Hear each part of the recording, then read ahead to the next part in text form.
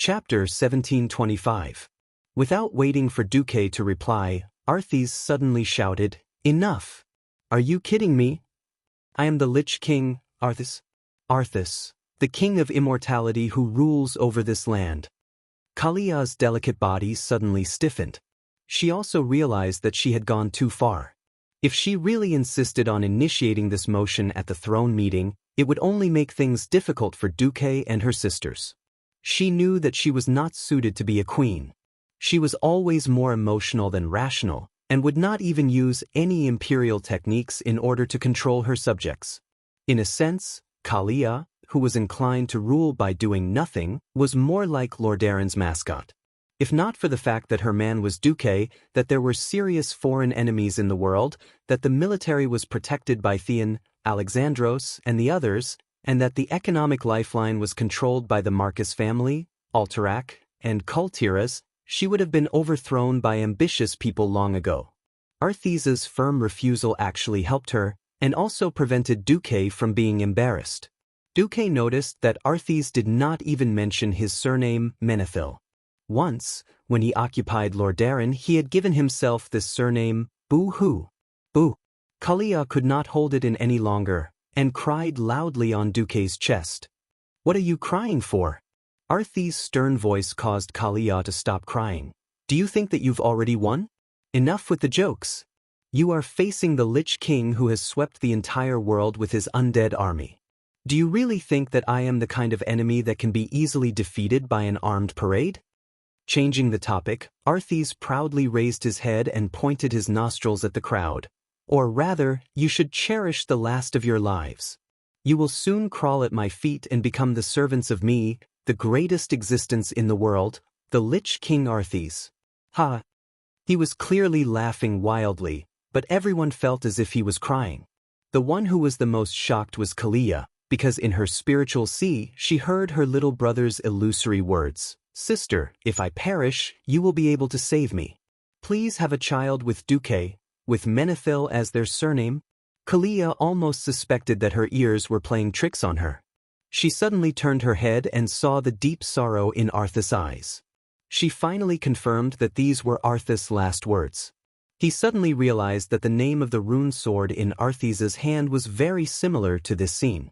He had fallen into depravity because of the wrong turn of fate. Amidst the fluttering frost, there stood the sorrowful figure of a king. Frostmourne. Duque hadn't said a word since Kalia came in. Although letting Kalia appear and strike a blow to Arthas' morale was the most important part of Duque's plan, for some reason, Duque still felt that he was a little despicable. Even so, if Duque could do it all over again, he would still make the same choice. Too much blood had been shed from the living. It wasn't just the sacrifices of the Allied forces, but also the logistics. Since the beginning of the Molten Core, they had fought one battle after another.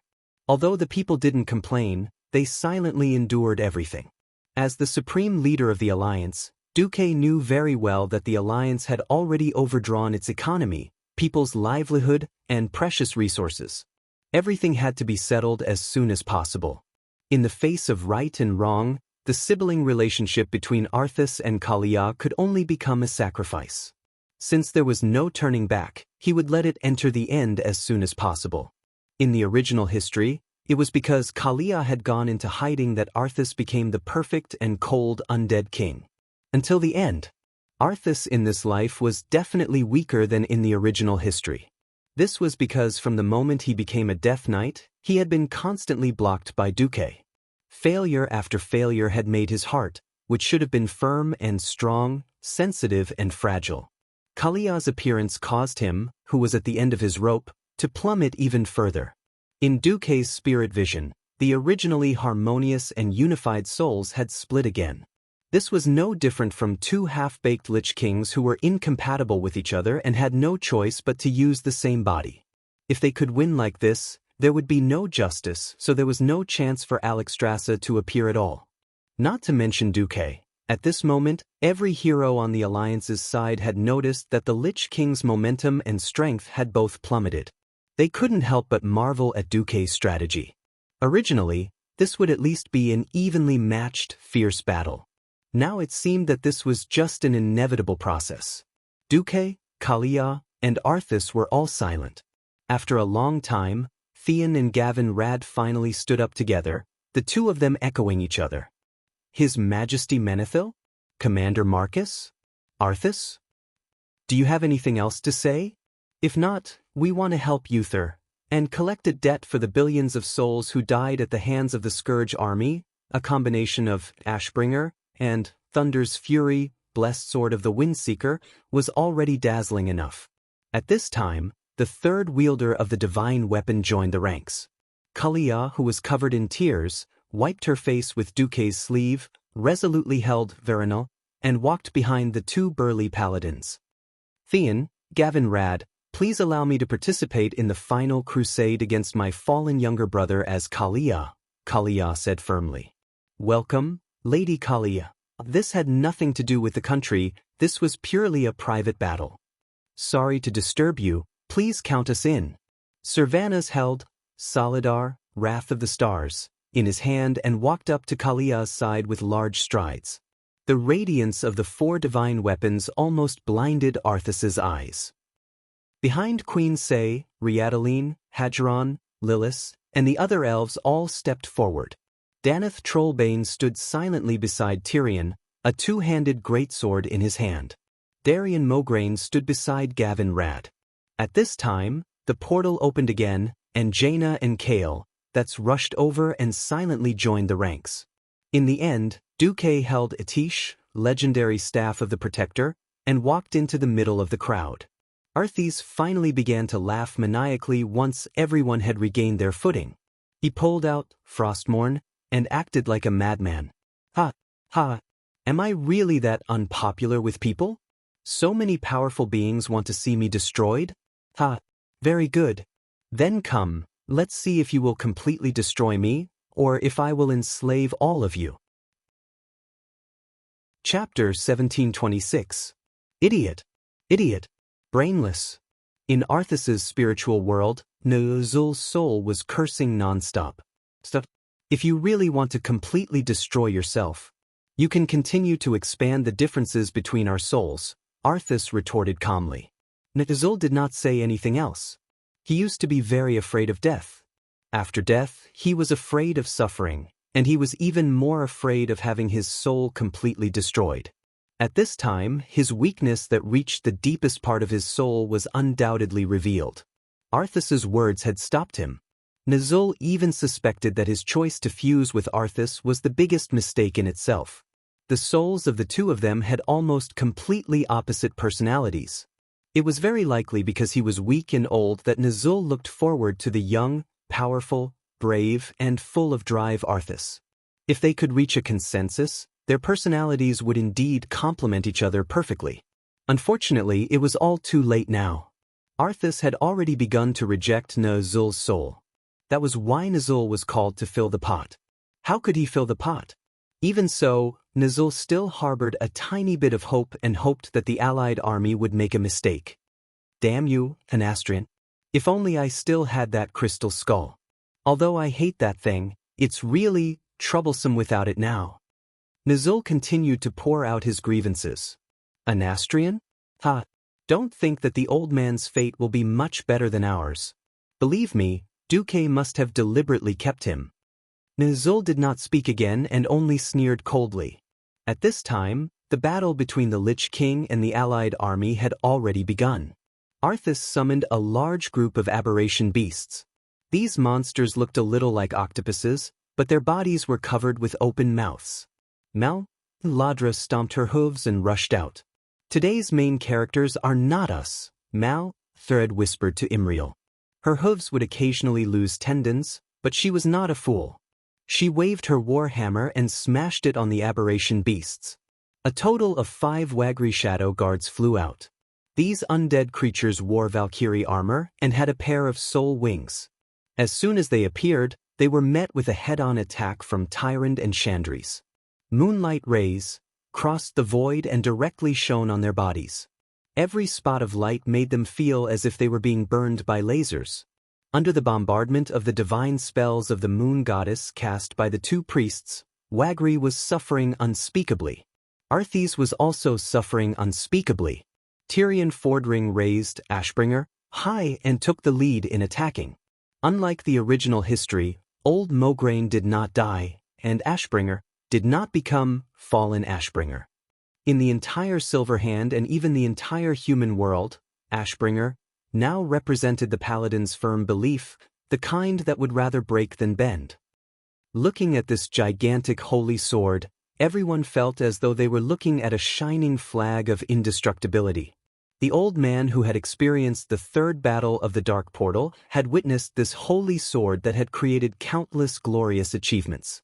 Along the way, Old Mograine had used it to break through the enemy's encirclement.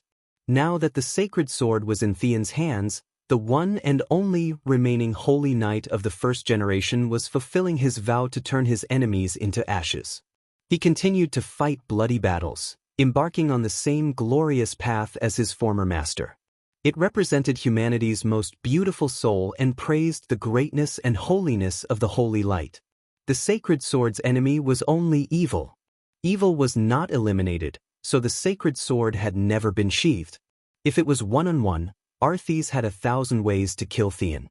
With Gavinrad, who was wielding the wind sword, Arthas felt a little strained.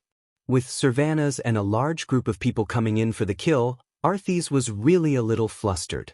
Just like the Calamity Army, they always liked to win with numbers. This time, it was the human-led hero group's turn to abuse him, and they also won with numbers. There seemed to be a lot of bright lights in the deep void around them. From afar, it was very beautiful. A huge invisible hand was controlling them. It was like a brush in the long river of history, drawing a road that no one had ever seen before. Without this hand, it was likely that the world would become a dead world with only the undead. However, it was this hand that forced a civilization that should have fallen into darkness from the deep and boundless abyss, turning the world around and returning to the right path. Duque did not attack. For Arthas, he was more terrifying than any attacker.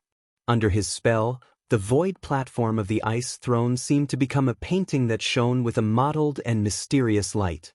Only the people involved knew that in this seemingly harmless light, Duque was using magic to cut off the future that should have belonged to Arthas. One by one, Duque silently cut off the energy connection between Arthas and the remaining Calamity Army. With Arthas's meticulousness, he definitely would not pile all the undead in the Ice Crown Glacier. Only the main force of the Calamity Army was here. In some desolate corner of the continent of Kalimdor and the Eastern Kingdom, there must be a large number of the undead. In the original plan, if things went wrong, Arthas could use these undead like batteries, or he could use them as the seeds of the Calamity Army's comeback. What Duque was digging up now was the root of the Calamity Army. After all, Arthas was now protecting the Ice Crown Fortress with his domain open. Once he withdrew his domain, the Ice Crown Fortress would immediately be bombarded by nearly 10,000 heavy cannons. Once the Ice Crown Fortress was destroyed, the largest mana vein node in Northrend would inevitably be lost. In the end, Arthas would still have to kneel. From this, it could be seen how ruthless Duque's attacks were. Nazul shouted in the Sea of Consciousness, "We can't let Duque destroy our mana supplies so leisurely. Come out. Broken leg. Bad hand." Arthas roared. Suddenly, two deformed monsters rushed out of the void. The muscles on Duque's cheeks twitched. This thing was not in history. The one called Broken Leg was an undead mammoth man. The difference was that this guy actually had 16 broken elephant legs. As soon as it appeared, it immediately sent several people flying with a round of Mandarin duck chain kicks, such as Imriel. Just a little bit more and his hoof would have fallen into the void outside the platform. Duque used Magician's Hand to grab the tail of the hoof in midair and saved it. The bad hand was even more disgusting. It looked like a giant human palm with a diameter of at least 10 meters, but there was a big green eye on each knuckle. Chapter 1727. With one slap, Gavinrad fell to the ground. #+. Kidney Knights had thick skin and flesh, not to mention a legendary hero. Apart from the wind sword, Gavinrad had the best epic equipment, so he wouldn't kneel. At the last moment, he even directly activated the Holy Shield technique, but he was slapped into the snow. That was so embarrassing. Bad hand not only flattened Gavin Rad, but it also grabbed Theon with one hand. Theon gave himself a protection blessing, which allowed the target to resist the most powerful physical attacks for a short period of time. The target was basically immune to physical attacks, and during this period, the target could not attack anyone. Of course, if Arthas directly used a divine weapon like Frostmourne, it would be a different story. Not being able to use physical attacks didn't mean that he couldn't attack.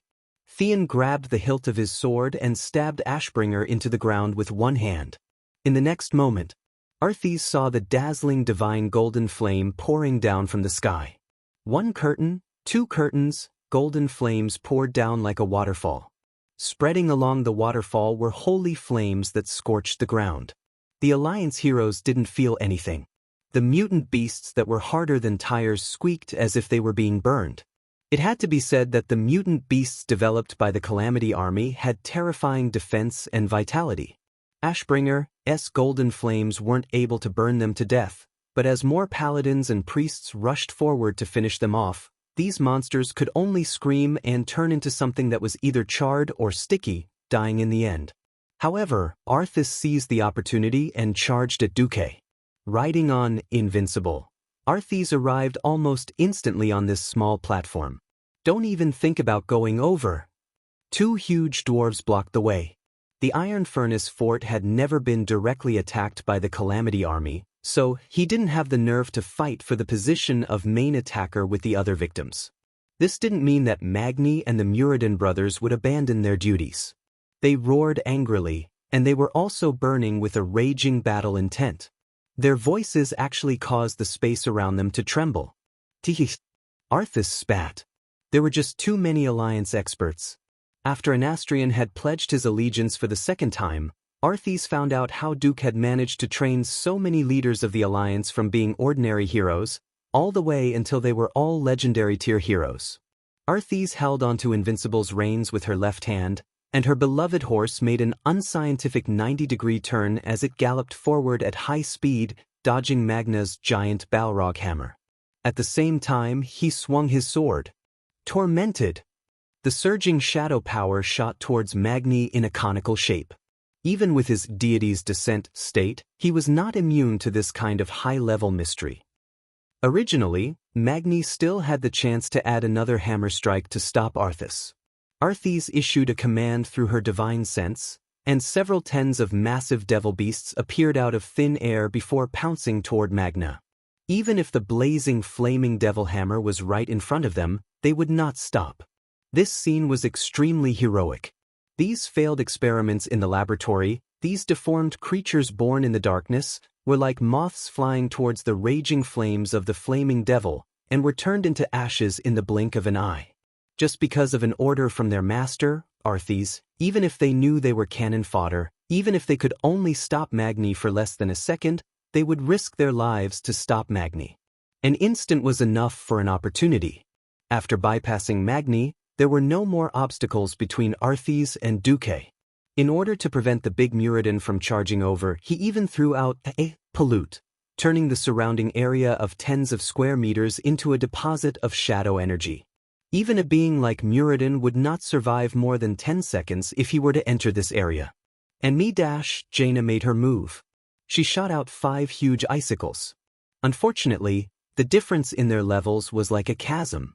Almost at the instant the icicles were shot out, her control over the icicles was seized by Arthas.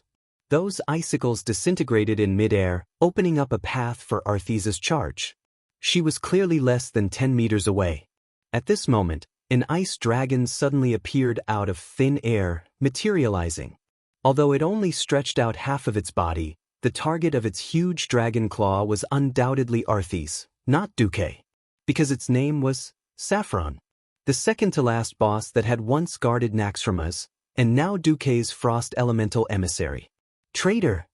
Arthas raised Frostmourne, roared, and slashed at the dragon claw that stretched out.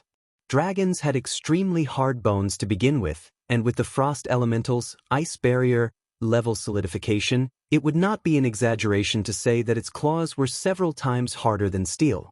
With Frostmourne's sharpness, The heavy slash actually made a crisp sound similar to that of swords clashing. Arthis was originally a human.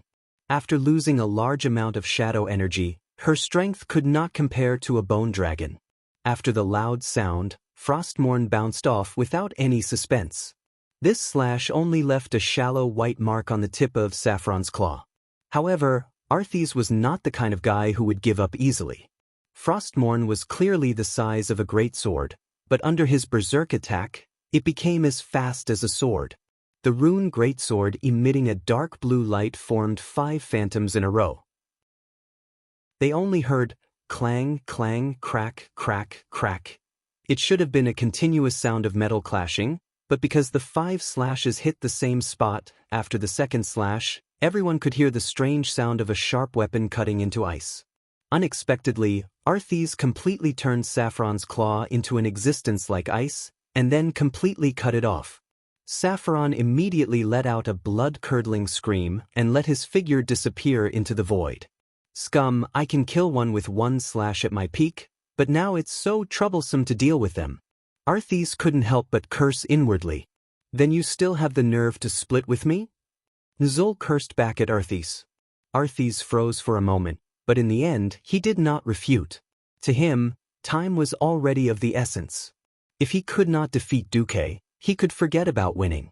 Since the situation did not allow him to think too much, he pulled the reins, and Invincible once again turned into the phantom that seemed to be able to rush out of the sky and charged at Duque. This time, he did not dare to hold back, and directly slashed at Duque with his final ultimate move, Soul Harvest. He was afraid that Duque would use Flash to escape. However, Duque did not dodge as if he was waiting for this move, and let the shadow attack hit him. Phew. Chapter 1728. Arthis looked at Duque in disbelief. He felt that it was unreal. It was too fake. A magic demigod, and one who was proficient in spatial abilities, was determined to escape. Unless there was a very tight trap, there was almost no chance of catching him. Before this attack, he had attacked Duque countless times. Not once was successful. Every time, Duque used the smallest amount of elements to defuse his attack in the lightest way. Pay attention. This was when his soul had not split again, and his state was relatively complete and strong. Now, because of the split of his soul, his strength was actually greatly weakened. He could still have this performance because he was drawing a large amount of magic power stored in the Ice Throne.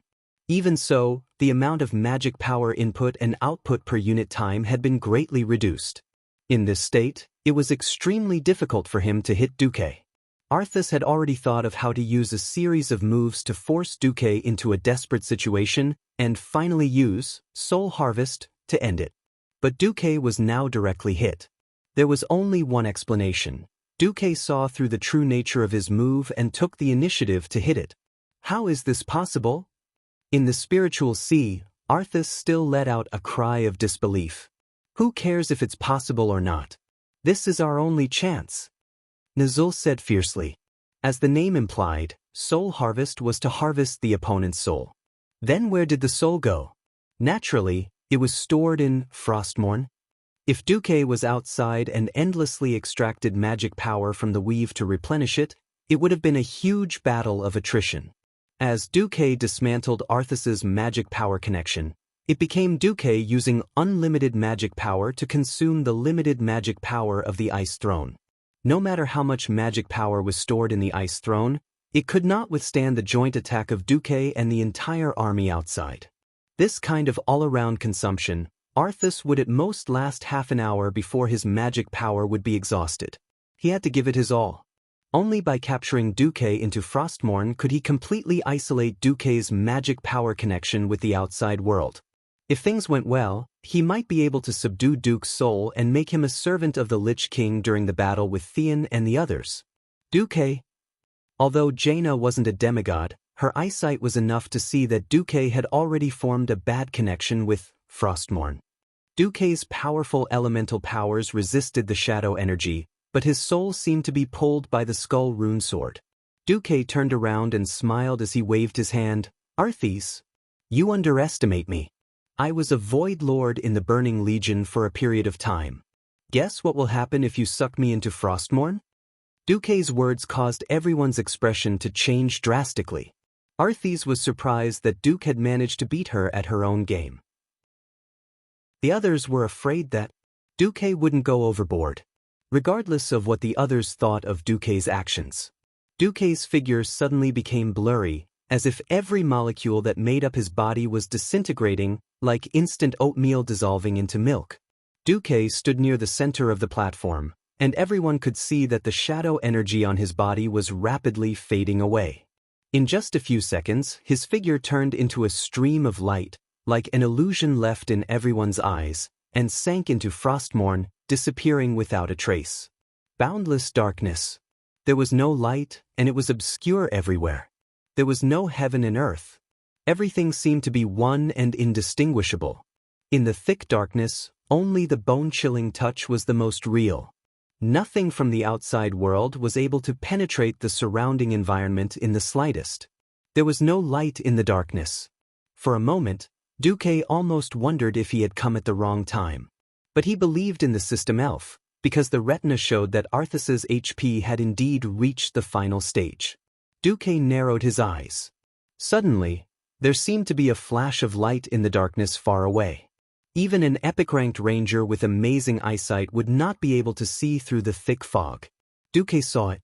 With a thought, the arcane hand that he condensed with arcane elements pounced forward and tore the opening in that direction even wider. Cutting off the connection with the magic net and the elemental realm, Duque was using the elements and magic power that had accumulated in his demigod body. The darkness was surging. The world in Frostmourne seemed to be trying to stop Duque from exploring the secrets inside. Unfortunately, Duque was faster.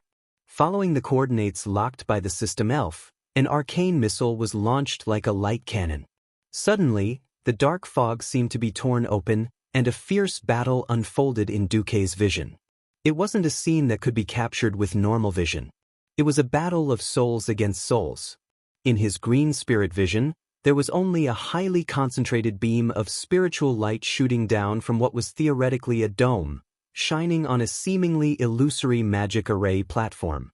In the middle of the magic circle, there were several incomplete humanoid spirits lying on the ground. In their broken limbs, something similar to fire was burning. The burning produced wisps of smoke-like things that slowly rose and drifted to the high altitude, where they were absorbed by the highly concentrated spiritual light. When each wisp of smoke gathered into the stream of spiritual light, it would form a strange symbol. Seeing this, Duque naturally thought of the evil sacrificial rituals that the Burning Legion fanatics used to summon demons. The only thing that surprised Duque was the two people fighting in the magic array. As a transmigrator, of course, Duque knew that the soul of King Tyrrhenus, who had been stabbed to death by Arthas, would attack at this moment. Originally, the Soul Guard of Frostmourne was supposed to be fighting with Tyrrhenus. But when Duque glanced at the so-called Soul Guard, his eyelids twitched in fear. What the hell is a Soul Guard? Nazul, what the hell are you doing here?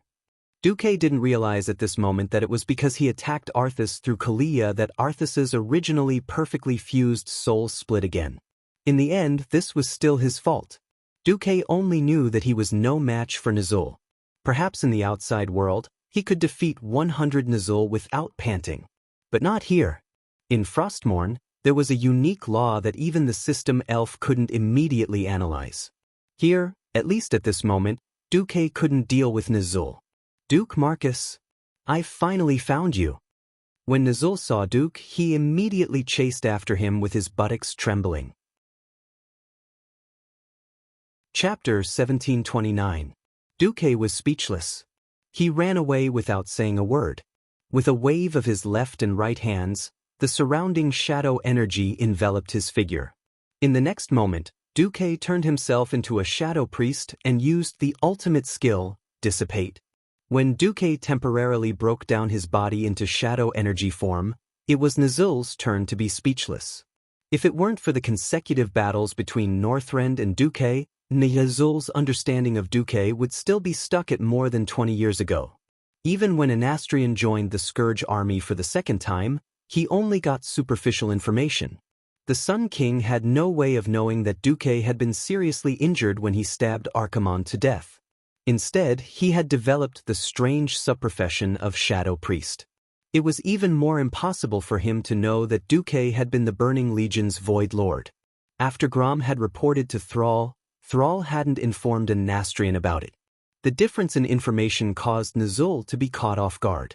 Duque escaped in a somewhat awkward manner. But it was just a little awkward. As time passed, the system elf's analysis became more detailed.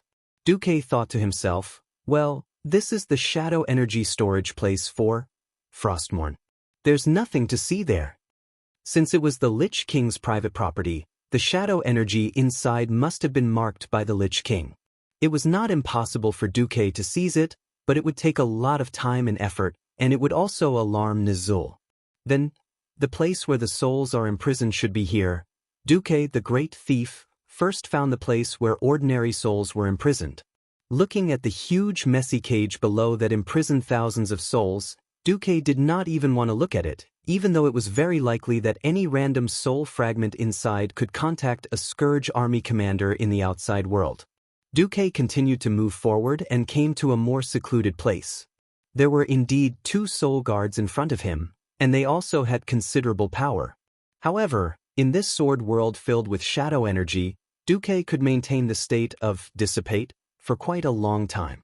In their hollow vision of the spiritual world, Duque was no different from an ordinary shadow energy smoke. Perhaps this was also because Frostmourne had never had a true enemy since it was forged. Duque slipped in easily. This is, transforming back into his human form, Duque easily activated a mechanism on the wall. The bottom of the room opened up, and several altars rose up. A few soul fragments had been separated and kept on those altars. The altar was actually supported by several independent spaces that resembled safes. The system concluded that the activation method of this place was actually voice control. Do I need a verbal password? Duque frowned. System, imitate Arthas' voice.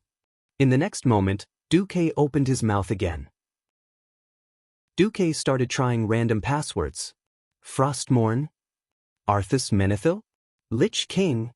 After Duque tried 7 or 8 times, he had an idea. Sister Kalia? Immediately, the altars reacted. Several altars began to move on their own and piece together. When the independent spaces merged, the soul fragments inside also began to fuse. When these fragments finally completely fused together, they suddenly squirmed as if they were alive. They went against the flow and grew in the air. In the end, they actually formed a black soul skull. It's actually his soul. It had to be said that Duque had a very unexpected harvest. Duque raised his hand and gently used the Void Duke's technique to collect the large soul fragment into his hand. Then he activated Dissipate again and left the room. Duque continued to look for a way to break Frostmourne from the inside.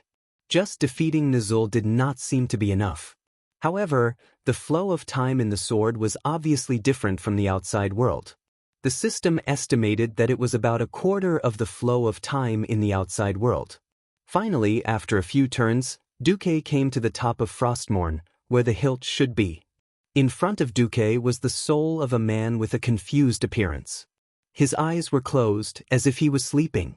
But Duque knew that this soul should be trapped in a perpetual cycle of dreams. Only the extremely weak and slowly flickering soul fire in his chest proved that this soul had not been completely annihilated, and was not an empty shell that only had the appearance of a facade. Duque did not know who this soul was, but he felt an inexplicable sense of familiarity. Duque was sure that he should have seen this person before. But here's the question. Who is this existence that Arthas has trapped, nurtured, and even refused to destroy? Arthas' soul? At the same time, the fierce battle in the outside world had reached the most critical juncture. When Arthas once again activated Frostmourne's wrath, almost everyone outside was injured. Fortunately, the soul power reserve in Frostmourne had long since fallen below the warning line, so the power of wrath was greatly reduced this time. The 3 big men, Magni, Gavin Rad, and Tyrion, were all at the forefront, and the 2 paladins had activated their invincibility and forced their way through with holy light. Arthas, do you remember your father, Tyrrhenus? Tyrion roared as he slashed Ashbringer. I stab him to death with my sword. Arthas laughed maniacally as if he had given up on himself. He used Frostmourne to clash with Tyrion's sword, forcing Tyrion to retreat. Do you still remember Uther? Gavin Rad pounced and fought with Arthas again. When Arthas blocked Queen Sylvanel's arrow and Magni's hammer, Kalia blasted her hammer at Arthas from afar. Valinal's holy golden light blasted Frostmourne. After this, the famous Frostmourne was no longer intact. At this moment, everyone heard a sudden metallic hum. This was the sorrowful cry of the demonic sword. The golden light spun as if it was going to drill into the blade. Frostmourne's blade suddenly caved in, and a beam of golden light of different hues shot out from it. The two different hues of golden light blended together and flowed into the patterns on the rune sword. The entire sword began to shine. This was not the blue and white evil light that Frostmourne had always emitted. This was holy light that was the complete opposite of evil. Unable to control the demonic sword in his hand, Arthas watched his demonic sword float in the air with the blade facing down, hovering in the middle of the ice platform. Impossible! Arthas was completely stunned. Chapter 1730. Ha! At this moment, Theon roared, and a brilliant golden light swept across. Ashbringer was about to hit the defenseless Arthas. Suddenly, Frostmourne, which had lost control a moment ago, flew back and blocked in front of Ashbringer. Clang! Amidst the earth-shattering noise. The larger Ashbringer hit Frostmourne heavily, sending it and Arthas flying with their swords. Like a cannonball fired from an old-fashioned cannon, Arthas fell heavily to the ground and then bounced high on the ice platform. She rolled 7 or 8 times in a row before finally stopping. Everyone was stunned, not because of the tragic situation of the Lich King Arthas, but because Frostmourne shattered. Clang! The blade was still surrounded by blue and black light, the evil runes cast on the blade, the fierce and lifelike skeleton blade. Every part represented the supreme status of the Lich King. However, in the instant that time froze, they all crumbled like butterflies in a storm. In this life, because of Duque's obstruction, Frostmourne's battle record was not so shocking. If it was the original history, the heroes and legendary monsters that died under Frostmourne could be written into a chronicle.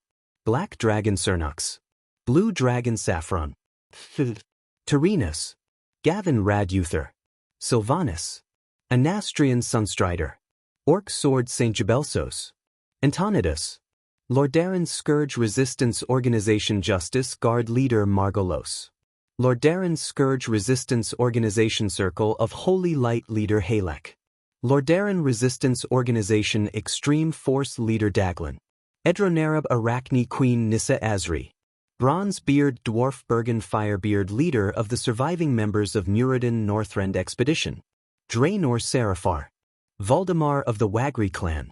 Not to mention, Arthas had defeated Illidan, Kael, that's Dreadlord Mal'Ganis, and the current leader of the Black Edge Knights, Darion. Just look at this shocking list of names. Even with Duque changing fate, more than half of the kings and peerless experts still fell under Frostmourne's sword. Although the strength of Lich King Arthas was not necessarily stronger than Thun and the other ancient gods, Arthas's battle record was more direct and more terrifying. It was this runic demonic sword that had killed countless experts and had a glorious battle record. However, at this moment, it was finally destroyed by a group of experts with god artifacts. No! Frostmourne shattered, and Arthas could clearly feel the magic power in her body plummeting like a river. He still didn't give up. He stretched out his hand in the direction of Kalia. Be careful! Gavin Rad raised a gust of wind with his wind sword and swept Arthas up. In midair, Servanas used Solida to fire a lightning arrow at Arthas' throat. Unexpectedly, the arrow successfully pierced through Arthas' neck. No one would lower their guard against a king who stood at the pinnacle of the undying realm. Both Tyrion and Magni arrived. Firelord's hand smashed into the back of Arthas' black armor. The dark black armor of the Lich King began to disintegrate with the shoulder blade as the center. The head Tyrion's, Ashbringer, had indeed struck Arthas' left shoulder, and a huge wound extended from the left shoulder through the chest all the way to the lower right side of the abdomen. Holy golden light then violently invaded the Lich King's body. Just as Tyrion was about to kill and cut off Arthas' head on the ground, he suddenly found that the holy hammer, Valinor, had unknowingly appeared in front of him. The current queen of Lordaeron, Kalia, Arthas' sister, gently raised her hand and said 2 words, "Enough." That be careful? Tyrion was very worried. Because he was so nervous, he even stuttered. "It's over." An old voice that was strangely familiar to many people came from the void. In the next instant, 2 illusory figures, 1 silver and 1 gold, rose from the magic sword shards. Seeing the appearance of these 2 specters, almost everyone subconsciously stopped. No way. Gavin Rad's mouth was as wide as it could be, so wide that a big apple could be stuffed in. Impossible. Tyrion, who had always been strong-willed and would not easily back down at any time, could not believe his eyes at all. The figure with the illusory golden crown had long white hair, and he wore a white robe with complicated patterns, showing the dignity of the owner of the robe when he was alive. The other figure was wearing a golden helmet and golden armor, which was typical of the standard armor of the Silver Hand Knights 10 years ago. Their identities were naturally the former king of Lordaeron, Tyrinas, and the head of the 5 Silver Saints, Uther. Everyone fell into a complete state of shock. No one thought that after Arthas killed his father and master, he would actually imprison their souls in Frostmourne. Their souls had not been corrupted, nor had they been completely destroyed. Perhaps this was Arthas' last trace of kindness, or some other reason. Perhaps it was too difficult to find out. At this time, Duque's figure came out from the magic sword shards. "Are you all right?" Jaina and the other girls asked frantically. Duque shook his head. "I'm fine." Next, it's the Menethil royal family's matter. Everyone tacitly stepped back, leaving the space in the middle for Arthas, Kalia, and Tyrinas. The dark energy in Arthas's body had already receded like the tide. Without the support of the dark energy, all of Arthas's organs were rapidly deteriorating. Arthas seemed to want to struggle, but in the end he could not even move his waist. He had already lost the feeling of his lower body, and could only raise his hands in the air in a somewhat ridiculous manner, as if he was trying to grab something. A gentle and slender hand held his right hand, while a spiritual hand held his other hand. Arthas asked in a trembling voice, "Father, sister, everything's over?" Kalia used her other hand to gently caress that familiar yet cold face. She did not have the time to talk about the 20 years of longing that had accumulated in her heart, and she did not have the time to look back on the beautiful moments of the past. In the end, she could only helplessly say yes.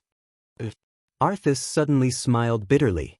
His eyes that had almost completely lost their sight seemed to have seen the collapse of the world of the dead, and the final collapse of the kingdom that belonged to him.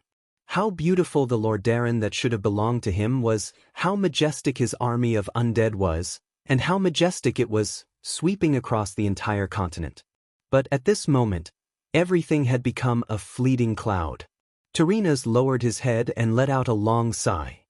"My child, in the end, no king can live forever." Arthas suddenly smiled bitterly. Was it regret? An epiphany? A pity? Or despair? No one knew.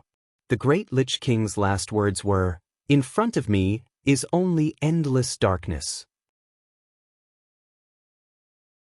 Chapter 1731.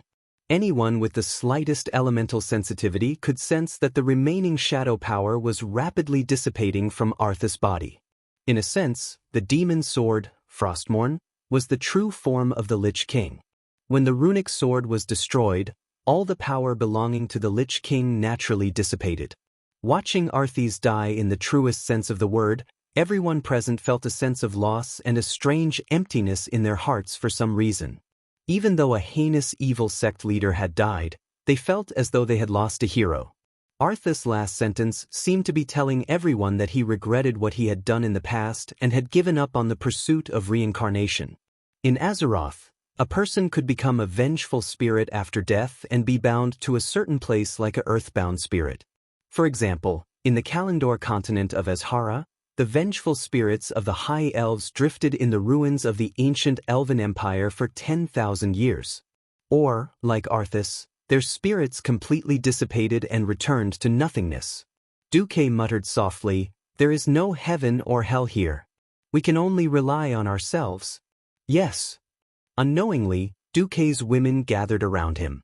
Not only Elucia, Jaina, and Tyrant, but even Sylvanas, who had become more independent after becoming the Blood Elf Queen, came over and gently tugged on Duque's sleeve. A cold whistling sound came from the sky.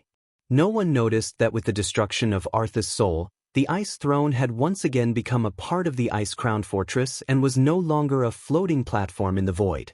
The domain around the Ice-crowned fortress had been removed. Faced with the fortress suddenly exposed within the range of the cannons, Bulang almost wanted to order the entire army to open fire on the spot. "Everyone, don't open fire. The Lich King Arthas has been defeated by the Alliance of Heroes." I repeat, Duque's voice was transmitted through all the communication networks of the Alliance. "Long live. We've won. Oh, wait a minute. Why are those damned bones still attacking us?" Discordant voices suddenly came from the communication networks. The ownerless undead that had been blindly wandering around the Ice-crowned fortress suddenly seemed to have entered a berserk state as they attacked the allied army crazily. If that was all, it would have been fine. What was even more terrifying was that even the skeletons of the Calamity soldiers that had been destroyed once on the ground began to assemble themselves again, turning into various deformed skeletal demons that attacked the coalition army. This time, the Allied forces were really caught off guard. Fortunately, they had received strict training. For example, if the rear was ambushed, they should form a small defensive formation on the spot to cover each other and ensure that the team remained intact. If there was a problem with the Ice Crown Glacier, it was still within the realm of possibility. What made Duque and the leaders of the Alliance change their expressions was the report of an attack on their homeland in the Magic Communication Channel. Report. This was Eagle Nest Mountain. Damn it. So many troll skeleton soldiers. Heavens, those bones are attacking all living things, including wildhammer dwarves and living trolls. This is the Holy Light Chapel. We were ambushed. Those damned bones are actually hiding at the bottom of the lake. This is the Satin Farm in the Western Wilderness. Damn it. I saw Joshua's grandfather who had been dead for 30 years. Damn it. He's too strong. Are these elite skeletons? Every leader of the Alliance looked at each other. Although it was Kel, Thuzad who controlled the flying fortress Naxxramas to wreak havoc in the Eastern Kingdom during the Third Battle of the Dark Portal, no one knew that the Calamity Army had so many backup plans. Magni said to Duque anxiously, "We need to go back and take charge of the situation immediately. But we have more important things to do." At this time, Tarina's soul, who had been kneeling beside Arthas, slowly stood up. "I have been trapped in Frostmourne for more than 10 years. In these days, I know more about the dark side of this world than any of you." This. Magni was speechless. Everyone looked at the former leader of the Alliance. Tarina's shook his head. This world has changed. Under the efforts of the two Lich Kings, the boundary between life and death has become very blurred. This is because the Lich King secretly changed part of the world's laws when the world's will was asleep. Everyone sucked in a breath of cold air at the same time. Who would have thought that Arthas would actually do such a thing during the 10 years that she had been asleep? The Calamity Army has become a synonym for all the dead in the world. Without Master's command, the endless Calamity Army will only become more and more of a threat to this world. We cannot stop controlling it. There must always be a Lich King. After Tarina's finished, the entire Alliance hero group almost went berserk. What? Damn it. We launched this great expedition, sacrificed so many people, and wasted so many resources, not to kill a Lich King, so that the next Lich King can come to power and kill us. While everyone was arguing, Tarina's reached out his hand and pointed at Darian Mograine. Since Death Knights can join the righteous side, Why can't we allow a Lich King who believes in the holy light and is willing to fight for the righteous cause of Azeroth? Tarina's words made sense, and no one could refute him. You mean? Imriel tried to ask. If there is a strong man with a strong body that can withstand a large amount of shadow energy, and a strong will that will not be corrupted by the grievances of billions of undead, he will become the new Lich King. One day, he will be the greatest help to the Alliance. Tarina said with certainty. Everyone was silent. First, the strongest body was enough to eliminate everyone who had not reached legendary hero level. Then, there was the condition of having a strong will. In fact, the candidates had already been decided, Duque and Tyrion. Gavin Rad should have been able to do it, but ever since he became a paladin who trained in lightning, his direction of development was a little off. Duque had endured the most terrifying shadow corruption, and he became the world's first shadow priest. But obviously, Duque was not suitable. Not only was he the supreme commander of the Alliance, but he was also the man of several queens. Who could bear the thought of their own man becoming the king of the undead?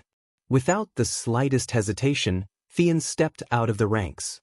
He held Ashbringer in one hand and said loudly, "It seems that I am the only one who can bear this heavy burden. No one else can." Chapter 1732. Before Tyrion Fordring could finish, Uther suddenly interrupted him. "Tyrion, you hold a cruel fate in your hands, brother. But it doesn't just belong to you. Wait, you don't have a body?" Gavin Rad was a little confused. Uther smiled and shook his head. Tyrinas raised his scepter, and suddenly a mysterious sarcophagus broke out from under the ice platform. Uther's golden soul slowly stepped into the sarcophagus. When the sarcophagus opened again, what appeared in front of everyone was a Death Knight named Uther the Lightbringer.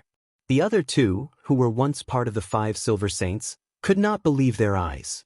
They all clenched their fists. Tyrinas sighed. After Arthas killed Uther, he moved his body here. That child always wanted his teacher to become a Death Knight, because that way he could have one of the few Death Knights in the world that could rival him. He tortured Uther and tried to persuade him, but Uther never agreed. Uther laughed at himself, his face deathly pale. "Ha! This is my first time being a Death Knight. But I just destroyed Nazul's soul, and from his soul fragments, I got some Death Knight skills. Maybe I'll be a very good Death Knight." This kind of joke, which was so cold that it made people despair, naturally did not attract any laughter. Uther also gave up. He pointed at the symbol of the Lich King, the crown of ice that Arthas had always worn. "Do it, Tyrion. You and these brave heroes have your own destiny to fulfill. Leave this final sacrifice to me. In any case, I was already a dead man 11 years ago." Wuther's heroic voice resounded through the world. The wind was howling. Everyone's heart gradually lost its temperature due to the pain of the ice and snow of Northrend. Uther strode in front of Duque. "Duque, thank you for releasing my soul, and thank you for all you've done for the Alliance all these years. I had failed in raising Arthas. Now I'm just shouldering my responsibility. Don't be sad for me, don't be sad for me. This is nothing but the self-redemption of a lost and suffering soul." Duque's mouth squirmed for a long time, but he couldn't say anything in the end. This was 2F** Ket up. He had deliberately hidden Bolvar Fortigen. Well, Bolivar had been saved, and Uther, who was even more formidable, had been lost. From Duque's point of view, Uther was even more powerful and awesome. If he could bring Uther into the Weave, the weak holy system that could only heal and not attack would become the strongest branch of the Weave. Unfortunately, there were no ifs. This was fate. Perhaps, this was not a bad ending. No matter what, it was better than Uther, the strongest holy knight in history, completely retiring from the stage of history. However, since Uther had decided to become the Lich King, in that case, what kind of power would this Lich King, who was probably the strongest Lich King in history, display at the time of Return of the Legion? Duque suddenly had deep expectations. The third Lich King was already so awesome. Wouldn't the 4 horsemen of the apocalypse of the 3rd generation under him rise as well? Duque's mind was in a mess. He could only watch in a daze as Uther left him and walked towards his old brother. This was not Uther's fault. In this life, Uther rarely had the chance to interact with Duque. To be honest, Duque was not good at dealing with people who were pure in their beliefs. They were almost like ascetics or Puritans. In addition to the 5 years at the Dark Portal, Duque had been blasted into the void with Karazhan. He and Uther were not really close friends. They were just slightly better than nodding acquaintances. Gavin Rad. Uther. Because Gavin Rad was not from Rotterdam, his relationship with the other 4 Holy Knights was far from close. This did not prevent them from seriously understanding each other, and during the days of fighting side by side at the Dark Portal, they had forged a deep friendship. After talking for about 3 minutes, Uther hugged Gavin Rad again. Finally, he stood in front of Tyrion. Among so many people, his friendship with Tyrion was the deepest. Among the 5 Silver Saints, Tyrion's philosophy and ideas were the closest to his. Thanks to this life, Tyrion had been blasted into the void with Duque, and there had not been a falling out between Tyrion and Uther. The friendship between them could be said to be stronger than gold. After some small talk, Uther said solemnly, "You must forget me, Tyrion. If this world is to be freed from the shackles of fear, no one must ever know what happened here today." But Tyrion choked. Uther's face was stern, and his words were sonorous. "I heard that you worship my name as sacred. In that case, you should tell them that the Lich King is dead. Uther's soul, which was captured by Arthas back then, has long since dissipated. Go. Leave this place. Never come back."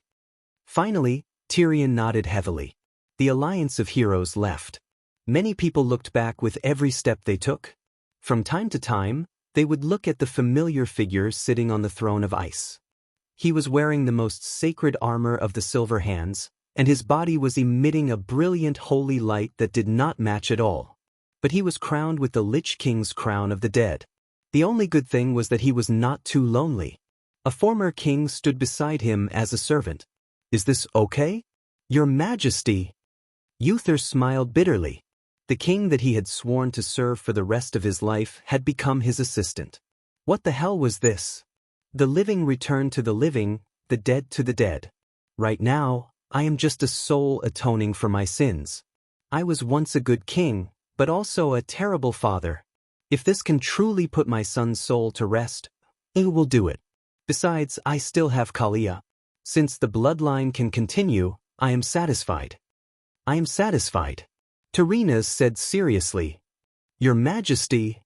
Uther sighed. Tyrion showed a somewhat funny smile. "No, no, no, you are my Majesty now. You." When Duque and the others stepped out of the Ice-Crown Citadel, the entire Ice-Crown Citadel immediately formed huge blocks of ice and began to seal the entire citadel. This scene caused the Alliance soldiers to open their eyes wide and tongue-tied. Then, Tyrion raised the blade of Frostmourne, which only had half of it left. The Lich King Arthas has been defeated by the Alliance of Heroes. Chapter 1733. Oh. We've won again. Among the Alliance soldiers, there were a small number of Draconians, and Death Knights from the Black Edge Knights. They welcomed the victory with the same ecstasy. Good news came from the Magic Communication Network. Oh. What did our kings do? The Undying have fallen again. Eagle Nest Mountain is safe again. Should we attack the trolls who are still alive? Holy Light Chapel is safe, damn it. I want to apply for funds to send 100 frogmen down to the lakes to see if there are any bones left. Duque could only smile bitterly and lie to the Undying's reports that it was Arthas' last burst of energy. He couldn't possibly say that their most worshipped Wother Lightbringer, the head of the 5 Silver Saints who represented the ultimate power of light, had changed his profession and become a Lich King, right? Standing behind Theon, Duque fully understood why Theon was the one who rushed to announce the complete destruction of Arthas and the Scourge army. Since the strongest paladin could sacrifice his soul for the peace and stability of the world, he, a not-so-strong paladin, could also lie for this purpose. Duque was already a demigod. A perfect existence that was completely deified by the entire alliance. Whether Duque was willing or not, he was a model for mortals to ascend to godhood, a role model that the world worshipped. In terms of political propaganda, Duque was a perfect existence. Therefore, the lie that the Lich King was dead and there was no more Scourge army could not be blamed on Duque. If something happened in the future and they really needed to use the Scourge army again, wouldn't it be a slap in the face if they suddenly said that Wuther was the Lich King and the current Lich King was on their side? Theon decisively took this possible blame. Overall, the northern expedition was a great success. Great sacrifices were made, and an astronomical amount of food and ammunition were consumed, but the peace of Northrend undoubtedly brought the dawn of peace to the world. Duque let out a long sigh of relief. Historically, Azeroth could be said to be one pot after another, with no respite at all. This was because the other ancient gods had also decided to descend upon the world of Azeroth after witnessing the destruction of Yogg-Saron. When Neltharion, the Wing of Death, recovered from his last battle with Azeroth, he would be bewitched by the ancient gods and summon the elemental army to launch a great purge of the world of Azeroth. When the Wings of Death broke out of the Earth elemental plane where he was recovering from his injuries, the Deep Rock continent, a huge earthquake would cause a cataclysm that would tear the entire world apart. Yes, that was indeed the case in the original version. In this life, the Winged brothers were already dead. Dark Wing's head hung from the 5th floor. The skin of the celestial wings thumped loudly. Speaking of which, Nisario's skull seemed to have been stolen? In any case, Duque really didn't think that the Wings of Death would have the same destructive power as before. After all, in the original history, the Wings of Death had never died. He was only injured and went into hiding. Then he gave Enzos and the other ancient gods a shot of adrenaline, which made him so fierce. Now, the Wings of Death had been broken into 18 pieces. Not only was his soul ground down, but his dragon body was also destroyed by Maligos, who hated him at that time. If the Wings of Death had simply been resurrected as an undead dragon, Duque believed that he could let the Wings of Death overturn him with one hand. Of course, Duque was prepared for any eventuality. After all, in the Cataclysm, the final boss who came out to cause trouble was Nisario, but there were also a few other guys who were quite powerful. For example, Duque's old friends, the Flame Demon King Ragnaros, and the Wind Elemental Lord Al-Aikir. I don't know why. I can feel the elements of the earth, it seems to be a little abnormal, Duque said to everyone. Jaina narrowed her eyes. Could it be that you extracted too much elements during the battle with Arthas? Nonsense. You dug a cup of snow on the edge of the Ice Crown Glacier and used it as ice cream. Wouldn't that cause the Ice Crown Fortress to collapse instantly? Duque rolled his eyes at Jaina. The huckster Duque simply made a decision on his own. I'm a little worried about the stability of the Eastern Kingdom. After all, the undead calamity may break out again. Let the Dalajan and half of the flying fleet go back first. Although Duque's order was a little rushed, the soldiers were eager to go home after the battle. After all, they had been in this godforsaken place where peeing in the wild for more than 30 seconds would freeze. Who wouldn't want to go back to that warm home? Eager to return home, not many people suspected that Duque was abusing his official position for personal gain or something. Most of them cheered as they carried out the order. Duque seemed to casually issue a strange order like, after returning to the Eastern Kingdom, at least 1/3 of the flying fleet must be on standby in the air, and intentionally or unintentionally let the army avoid some specific areas. Then, Duque completely relaxed and enjoyed the journey of dividing the spoils. Wuther became the 3rd Lich King, and the treasures of the 1st and 2nd generation naturally became the heroes' spoils of war. One had to know that back then, Arthas had led the Scourge army to sweep through most of the Lordaeron continent. How rich were the spoils of war? Now, Arthas' spoils of war had also become the spoils of the Alliance's heroes. But now, it was more like returning the items to their rightful owners. Farinrush Kuel Salus Protector was a crossbow that looked a little like a blue Kiraji bugman. Originally, this crossbow was not that powerful, but after the Scourge craftsman adjusted it and added frost damage, this crossbow became the top crossbow. It was only slightly inferior to Queen Sheila's artifact, Solidar. Saying it was slightly inferior was mainly because of its level. In reality, in Azeroth, an artifact was an artifact, and there was no such thing as being outdated. An extremely strengthened epic weapon might be stronger than the epic weapons that had been born before, but no matter how strong it could not be stronger than the same type of artifact. This was the limit in reality. There were a total of 3 crossbows, and in the end, they were happily accepted by Lilith, Chandris, and Lore, Themar. Heaven's Fall, Blade of Great Lie, was a dagger, and the thick blade looked very much like a kitchen knife. In reality, the size of this dagger was not large. As they did not confiscate Illidan's pair of Azeroth's dual blades, this epic dagger was given to Vanessa after some discussion. Looking at the strange inscription on the dagger, Lies Hurt, Flattery Ruin, Vanessa did not know why, but she rolled her eyes at Duque. The following division of the spoils was a little more formal. As the strongest bosses basically had artifacts, most of these epic equipment were given to whoever wanted it. Chapter 1734. There was a one-handed axe called Summon of Calamity, Lordaeron's Axe of the King.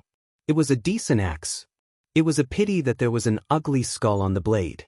The Alliance did not have many warriors and death knights. If it was in the past, it would have been used as a souvenir. This time, the Horde had sent someone over. Even though Varrock had joined the tribe as a private individual, Duke still gave him enough face. He was an extremely dedicated and loyal warrior who had survived from the Battle of the Dark Portal to the return of the army.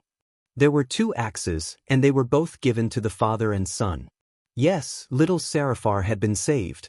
Even though Drano had to bear the humiliation of losing and being controlled, he returned to the Horde as a Death Knight. It could be predicted that Thrall, who had wanted him to be the next chief, would have no choice but to choose his successor from the other candidates. At least Varrock did not have to lose his son completely. After taking the Axe of the King, Varrock said that he had to quickly go back to Thrall to ask for forgiveness. He hoped that Thrall would forgive him for disobeying orders and fighting on his own. The father and son left. In fact, if it was not for the fact that the Axe of the King had given them so much power, Varrock would not even have the face to take it. Varrock took the axe and bowed deeply to Duque. Duke Marcus, this is not the first time we have met. But every time I fight alongside you, I can feel your wisdom, bravery, and generosity. You are a perfect leader. If possible, I hope to have more opportunities to fight alongside you in the future. I hope that the Horde and the Alliance will never go to war again. Varrock was sincere, but there was a tinge of bitterness under his sincerity. Because as the supreme commander of the tribe, he had already sensed that something was amiss. He knew, and so did Duque. They just did not point it out. Duque smiled. I think that day will come. To the onlookers, this was just Duke's politeness.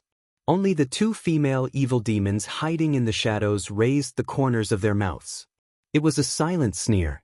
Delano, who was at the side, still felt like he was dreaming. He, who was bent on fighting the Lich King, died under Frostmourne. Originally, he thought that his twisted heart would forever bear the fall. Unexpectedly, the hero team led by Duque had defeated Arthas. The person who had saved him from the swamp of despair was Grom, whom he had once admired. What was worse was that Grom was now a direct subordinate of Duque. The entanglement in his heart made Delano unable to accept this reality for a very long time after he regained his sanity and freedom. In the end, he also bowed to Duque. Duke Marcus, I never liked you. That doesn't mean I don't approve of you. Delanos's dead face puffed up, and Varrock slapped him hard on the back. Delanos finally said, I thank you. Let's just say that I owe you 3 lives. I will definitely find a chance to return the favor. Don't worry, I'm already an Undying, I won't become your servant like Grom. After saying that, Delanos actually turned around and left angrily. Sorry, he's actually... Varrock was embarrassed. Duque shook his head. It's okay, I understand. He's just honest and doesn't want to express his feelings. Varrock punched his chest with one hand. If the beastmen bowed, it was out of personal gratitude. Then punching the chest meant the greatest degree of approval for the other party. Varrock and his son left. After they left, the remaining alliance powerhouses in Naxxramas suddenly became lively. Kale, that's discussed it with Jaina. He took the Blood Surge Kel, Thuzad Sword of Pain, while Jaina took the most valuable staff, Jakku's Antonida's Holy Staff. Without discussing the special meaning, the magic strength bonus brought by the two magic weapons was the same. The only difference was that the A Sword of Pain provided more magic critical strike chance, while the Holy Staff gave higher endurance and spirit bonuses as well as a higher spell speed. The former was more unconventional, while the latter was more stable. This choice also showed that the two of them had different paths. Kale, that's awkward identity as a former prince, meant that if he wanted to continue to maintain a place in the throne conference, he had to have magic power that was no less than or second only to Duque. Jaina only needed to follow the prescribed order and become Duque's follower in the future. Of course, the most important thing was that the owner of the Holy Staff was the legacy of Jaina's previous magic teacher, Antonidas. In this life, if not for Duque's interference, Jaina might have followed the trajectory of history and become Antonida's disciple. Looking at the magic staff with 6 exquisite runes around the top, which looked like a trident, Jaina murmured, "I don't know why, but I feel that it's very familiar. Perhaps it's fate." What could Duque say? He could only smile bitterly. Tyrant picked a staff made from Nordrassil's stained twig. After purification, it became Nordrassil's holy twig. Although it was a staff, the main bonuses were agility, endurance, critical hit, and level acceleration. This time, no Raptor Druid joined the hero group, so Tyrant did not hold back. When the top-tier epic double-edged sword, Groflosa's Silver Hand Knight's Holy Sword, was also given to Mara for Dragon, a second-tier powerhouse who did not directly participate in the Lich King's crusade, everyone knew that the main event was coming. Dozens of fragments emitting powerful energy waves were gathered in the middle of Naxxramas's Armory Hall. Almost every powerhouse above the epic level of the Alliance was allowed to come and watch. It was different from when they defeated Yogg-Saron. At that time, there was still the Lich King, and no one was in the mood to hold a grand celebration. This time, the ceremony was more solemn and grand. This was because Duque told them that these fragments could be combined to form a powerful divine artifact. Another top-tier divine artifact. Although this was not the first time the Alliance had obtained a divine artifact. But every time a new divine artifact was born, it would always attract the attention of all busybodies. The heroes who already had a divine artifact appeared calm.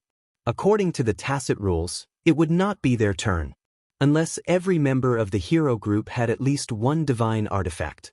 At this time, the only ones who were excited were those who did not have a divine artifact. Duque pretended to inspect it, then announced, "This is a double-edged axe." "A divine double-edged axe, who should I give it to?" Chapter 1735. Two-handed axe? When everyone heard this, the eyes of the warriors, Death Knights, and Paladins all lit up. Although being a main tank had its privileges, and the first divine weapon, the Balrog's Hand, was given to Magni, which melee fighter did not want to beat someone up. After all, those who could become bosses were usually very large in size. There were very few people like Arthas who had a normal body size, who would want to stare at a boss's smelly feet all day and carry out boring defensive actions. There was actually an unspoken rule. In principle, the leaders of each country would take the lead, and it had to be harmonious. It would be best if the leaders of each race could have a divine weapon. The most tactful one was Daneth Trollbane. Whether he was a king or a member of a hero group, he was too inexperienced. He raised his hand lightly. "I still prefer to use a sword." This was a tactful rejection. There were not many warriors in the Alliance, and the only one left was Muradin Bronzebeard. But his brother already had a Balrog's hammer, and Muradin was not the leader, so he was naturally happy to watch the show. As for the Death Knights, Darian had just joined the Alliance, and was still the leader of a second-tier independent camp. He was not qualified. Basically, he was looking for someone from the Paladins. At this moment, a funny scene happened. "Me. Me. Hoof Imriel raised her hand high. Her bum bouncing, it felt like she was a primary school student answering a teacher's question. Merard, who was beside Hoof, face-bombed. He probably wanted to ask why he had such a weird boss. That's right, Imriel was definitely qualified. Among the 5 major races in the Alliance, the humans had the most divine weapons, followed by the dwarves and elves. In theory, only the gnomes and Drenii were left. Master craftsman Jurban Mekatok. He was a technical geek, and he was not even a professional. In theory, Imriel was the most suitable. The problem was, when it came to the distribution of divine weapons, the rules were usually to give it to each other and reluctantly accept it. At least it would look good. Now, Hoof had volunteered to sign up. Merard did not know what the others thought of it, but he felt that the Drenii's reputation had been lost. Recently, as the leader of the Drenii, Imriel had matured a lot. This caused many people to unintentionally overlook the fact that she was actually not even 20 years old. She might be able to be more serious during the throne conference, but once it was not a formal occasion, she would easily jump out. Seeing the hooves jumping around, Duque laughed heartily. By the way, I've only seen you use a one-handed hammer. Are you sure you know how to use a two-handed axe? But since I can't be a holy paladin that specializes in healing, and can't be a defensive paladin, I think I can only be a retribution paladin. Hoof honestly expressed that her healing and defense were trash. Merard covered his eyes with his big hands. He couldn't look anymore. If she wasn't the leader of the Drenii people, everyone would probably ask, "Is this the reason why you applied for the divine double-handed axe?" Duque smiled and looked around. Then, is there any other leader who feels that they need a divine double-handed axe? If so, please state your reasons. If more than one leader wanted the same divine artifact, they hoped that they could negotiate with each other to solve it. If we can't reach an agreement, we'll vote on the spot at the throne meeting. What he heard was, of course, hee. No objections. Muradin was the first to speak. Imriel, now that you have the divine axe, you'll have to be very fierce in the future. Gavin Raid winked. Then I'll have to attract the enemy's attention in the future. Magni also joked. Without any objections, Duque naturally followed the advice and handed all the fragments to Imriel. As the highest commander of the Alliance, I declare that this fragment of the divine double-handed axe belongs to Imriel from this moment onwards. Wow, Gavin Raid whistled. Everyone applauded. Imriel eagerly took the divine artifact fragment, and then he was troubled. How do I reforge this divine artifact double-handed axe? Duke knew what it was, but he pretended to be ignorant. Isn't there a divine craftsman here? Duque flattered Magni. As the super-powerful person who forged Ashbringer, Magni Bronzebeard was worthy of the title of Divine Smith. He actually had a good impression of Imriel. He walked over and picked up the fragment seriously. Soon he frowned deeply. What's wrong? Imriel asked. Magni did not answer directly. Darian, come here for a moment. The Death Knight leader strode over. The two whispered for a while, then Magni announced a piece of news that was undoubtedly a bolt from the blue to Imriel. This pile of fragments of the double-handed axe is indeed a divine artifact, but it's a shadow-type divine artifact. Through material backtracking, we found out that this weapon's name is Shadowmourne. The Hoof, who was originally in high spirits, instantly felt as if he had been struck by lightning and entered a dumbfounded state. She was a paladin, what was she doing with a shadow-type weapon? Duque snickered at the side. This was not a game. As long as the players looked cool, they would not care if it was a shadow or a flaming axe. They would not care if there was a ferocious skeleton on the axe. In reality, the Drenii worshipped light. They believed in the holy light. As the leader, Imriel, who was such a dainty female holy knight, holding a bloody and ferocious two-handed great axe and adorned with skeletons, anyone who saw it would think that Imriel had fallen into depravity. At this moment, Hoof had nothing to live for. At this moment, Hoof's entire life was gloomy. She was dumbfounded. She only felt that all the colors in her vision had turned gray. Is there still hope? Hoof murmured. Magni and Darien looked at each other. Magni sighed. This is almost impossible. Magni was basically right. That was because, apart from the insane attack power and basic strength and endurance attributes, the biggest special effect of Shadowmourne was that it had a certain chance of extracting the enemy's soul fragment to increase one's own strength. When the number of soul fragments reached 10, the special effect of Panorama would be triggered. All enemies within 15 yards would be dealt group shadow damage and greatly increase one's strength. This was a classic divine artifact that benefited oneself at the expense of others. From the perspective of judging good and evil, this could be said to be an absolute magic artifact. Hoof's face immediately collapsed. These fragments had already bound her soul to it. Only Merritt noticed that Magni had used the word almost. Wait, Your Majesty Bronzebeard, you sound like there's still a chance? Save? Of course there's a chance. Chapter 1736. Magni was a straightforward person by nature. Unless it concerned the Alliance or the survival of the dwarves, he would not lie or hide his secrets. Before Shadowmourne is recast, theoretically, there is a chance to change the properties of this divine relic. After all, light and shadow are not completely opposed to each other. They can be converted.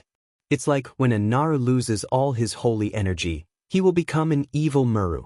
Or a certain person who suffered from a shadow curse that should have killed him 10,000 times in the past, but still managed to survive. Those who were familiar with him knew what he meant. Merritt noticed that a few Alliance leaders had a look of understanding on their faces. Magni put down the fragment of Shadowmourne and said solemnly, recasting a divine relic is no longer a task for the Alliance, so this is considered a private task. I won't charge a single cent less, but I definitely won't charge more than what I should charge. Of course, Imriel, you must find that guy first and help you convert the fragment. Missions involving divine relic always seem to be full of twists and turns. Rarely was it as smooth as Solidar. Although Imriel was mentally prepared, she had to admit that she had underestimated the difficulty of obtaining this divine relic. Just like that, the gathering that was supposed to witness the creation of the divine relic ended in a slightly strange atmosphere. At night, Duque stayed in Naxxramas to rest. As expected, Duque waited for Imriel's visit. When Vanessa brought Imriel into Duque's study and left, Imriel said, I heard from Sister Jaina that you might be able to convert the fragment of Shadowmourne? Duque smiled.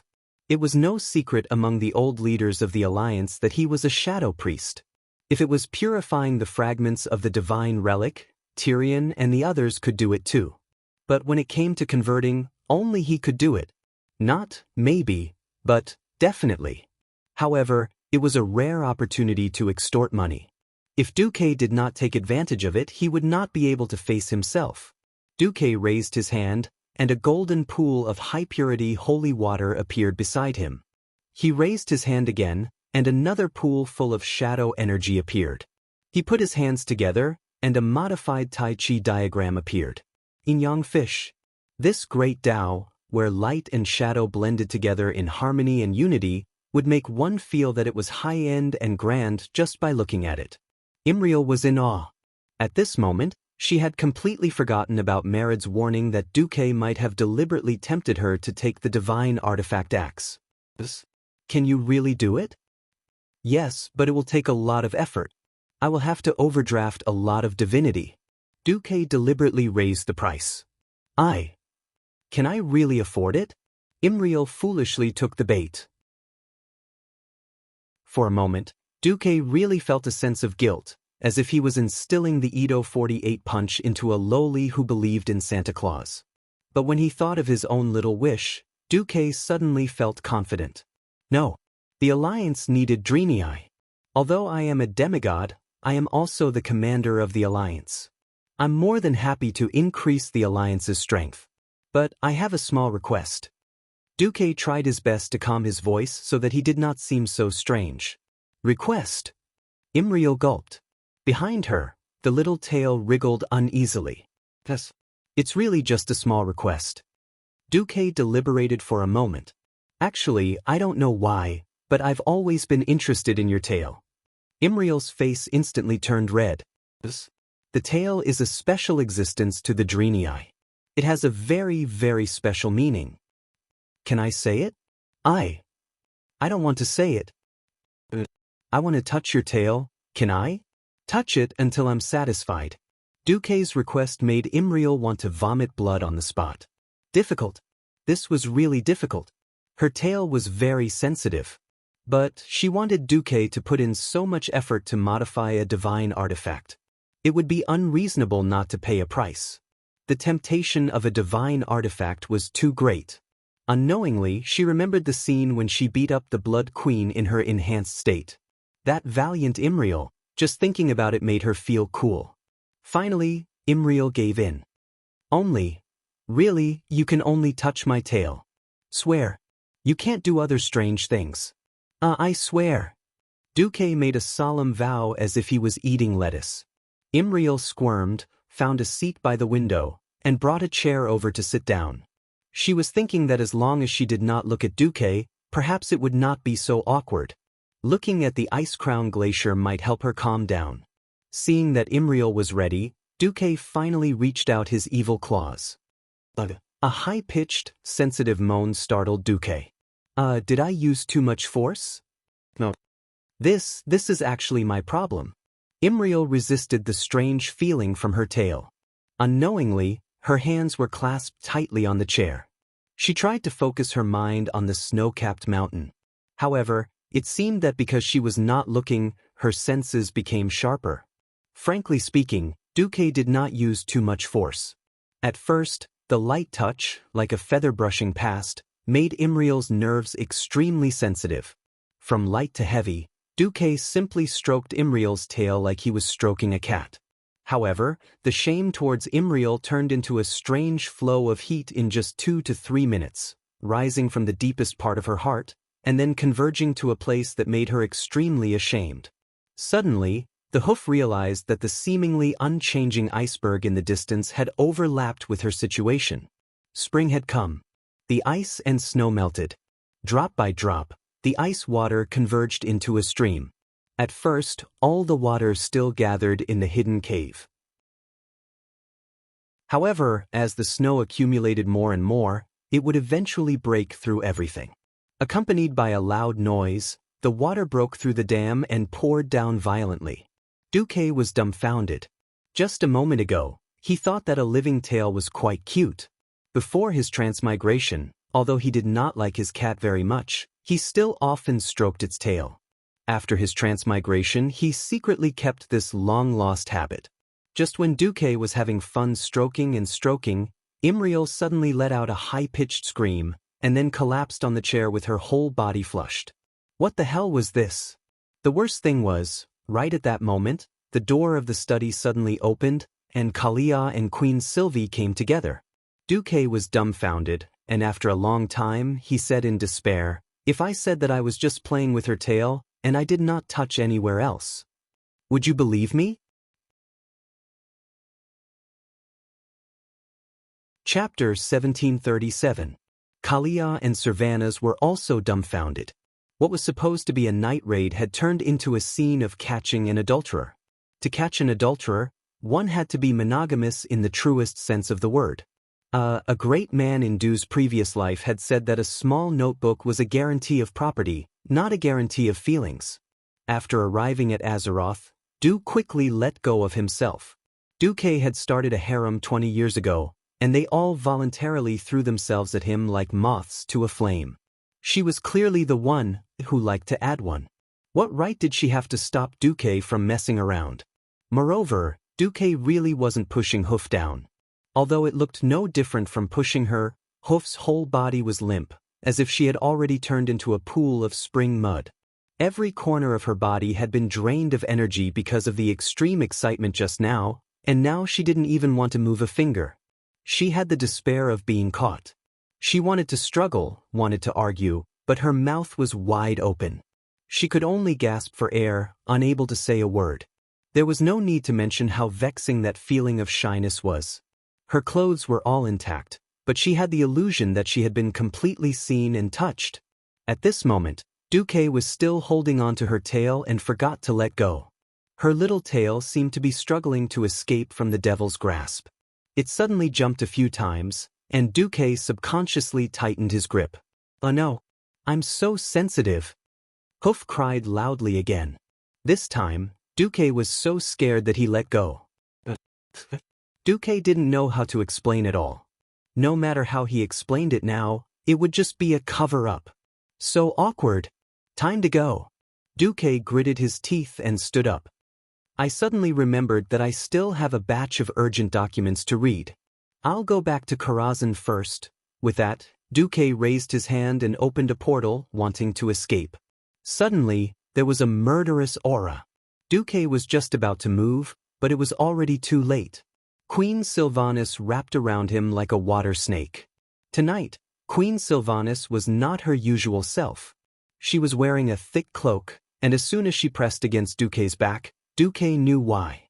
This bulge, Sylvanas's imposing manner clearly showed that he wanted to surpass her big sister and third sister in terms of children. What are you feeling guilty about? Do you think that we don't know that you bullied Onyxia and provoked Vashj? But I'm a very busy queen. How can I be as free as a supreme commander like you? If there's someone who can help you vent your boring energy, I can't thank them enough. Queen Sylvie embraced Duque from behind. On the other side, Kalia had already covered her hoof with a thin blanket because of exhaustion. She raised the corner of her mouth a little mischievously. Duque, you've made her like this. If little Imriel can't get married in the future, you'll have to take responsibility. When the hoof heard that, she was so embarrassed that she actually fainted. At this moment, Duque felt as if he had been struck by lightning. Kalia's voice became an auditory hallucination, repeating endlessly in his ears. You have to take responsibility. Take responsibility. Responsible. Duque was indignant. Duque was in despair. I'm just rubbing my tail. Why do I have to take responsibility? Isn't this the same as rubbing a cat or a dog? You almost broke her and you're treating it as normal play? No conscience. You're too stubborn. The two queens pouted at the same time. All right, Duque, I'm not going to care about your trivial matters. Let's solve our problems today. Queen Sylvie and Kalia, one in black and the other in white, wore thick cloaks. Duque's throat made a gurgling sound as he swallowed hard. He did not know when, but he was forced from the study to the bedroom by the two women. When Duque collapsed, he soon found out that the two queens had actually used vacuum packaging tonight. What the heck? Black stockings, white stockings, garter stockings, long legs. Spring. Jill can forget about having a day off tonight. When Duque reacted, he heard the sound of flowing water in the fortress room that was suspended above the Ice Crown Glacier. He saw the dazzling turbulent waves. They seemed to have forgotten something. That night, Duque had a dream for the first time in a long time. He dreamt that he was riding a beautiful blue female twin-horned beast, galloping forward. The twin-horned beast was so bumpy that he subconsciously held one of the horns of the twin-horned beast tightly, and then grabbed the tail of the unicorn to prevent himself from falling. Riding the horse and galloping, he was happy.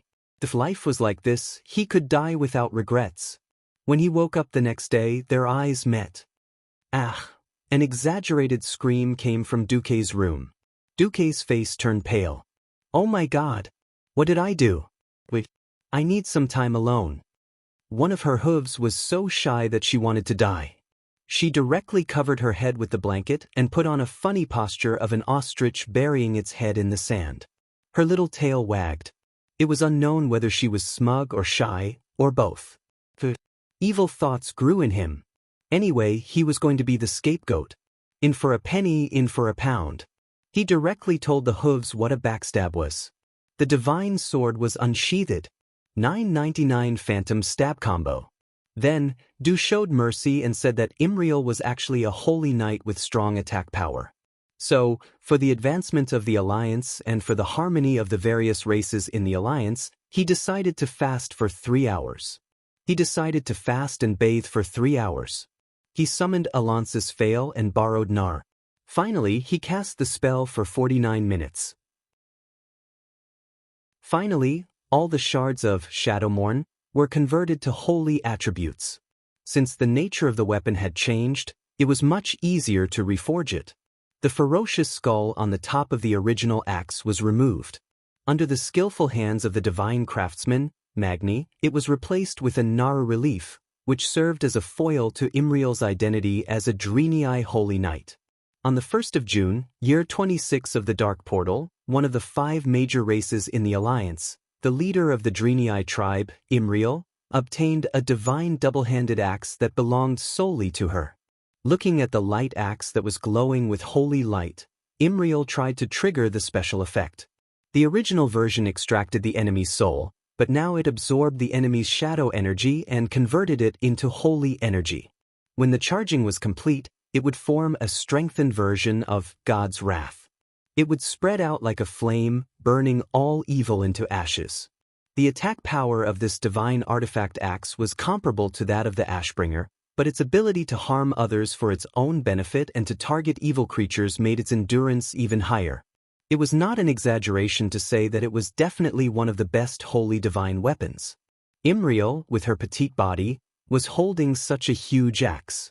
It looked as strange as it could get.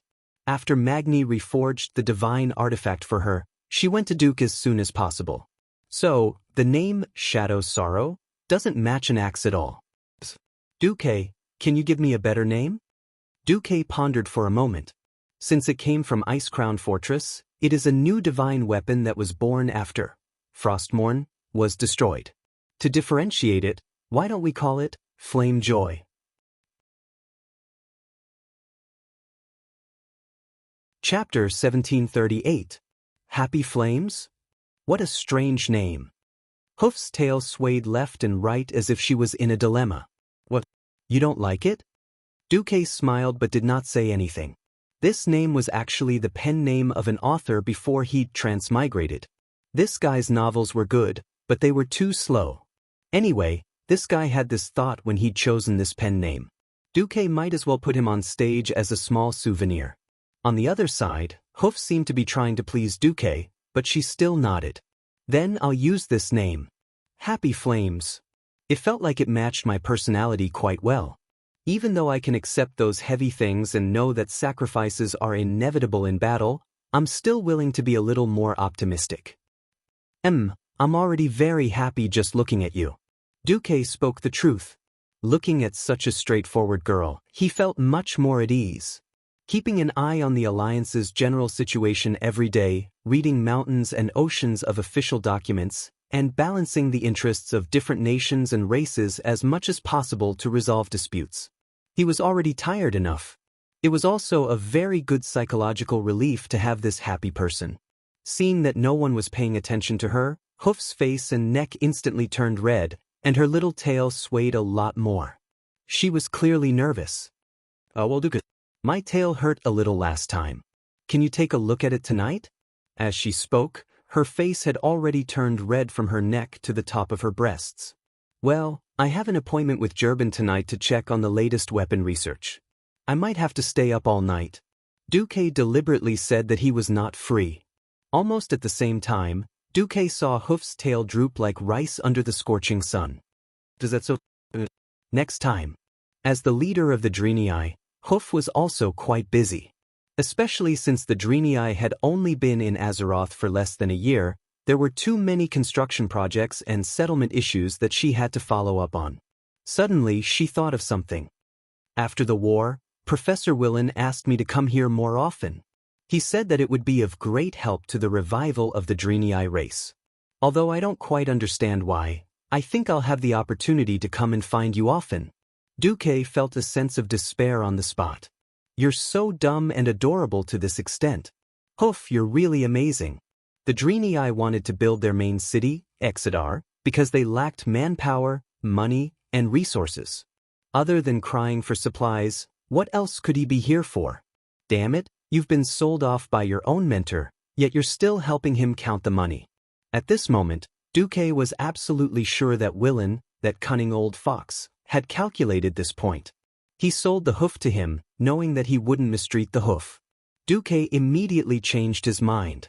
In any case, he would definitely suffer a loss. Since he had already suffered a great loss, he might as well take it back. Oh no, it should be a small psychological comfort for the time being. Duque pretended to take out his schedule, and then crossed out the last few lines of the factory inspection schedule at the bottom. Okay, I'm finally free for the late night slot. That night, Duque rubbed his tail all night, and while he was at it, he did some stabbing and whatnot. Thanks to Duque's scheme to kill Nesario, the expected cataclysm, or rather earth fission, did not come immediately after Northren's crusade. This allowed the Alliance and Horde to catch a rare breath. With a stroke of his pen, Duque changed the post-war national plan to 30% military and 70% civilian. All the factories in the army canceled the 3-shift system and changed it to a 2-shift system. The surplus production capacity of the military factories was transferred to the shipbuilding industry. There was one more thing that Duque was very strict about: hoarding a large amount of food and still prohibiting large-scale brewing. As a transmigrator, Duque naturally knew what the cataclysm's precursors were.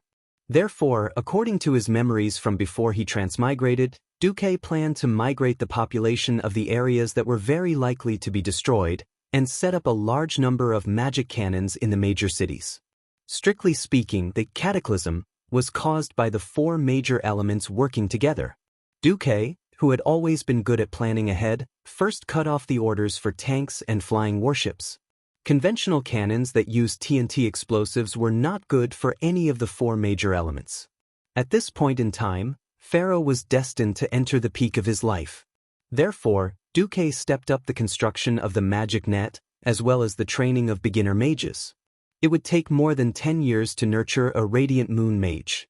In the past, it was very difficult to nurture a magic apprentice into a qualified earth mage, because it required talent, comprehension, perseverance, and a lot of practice.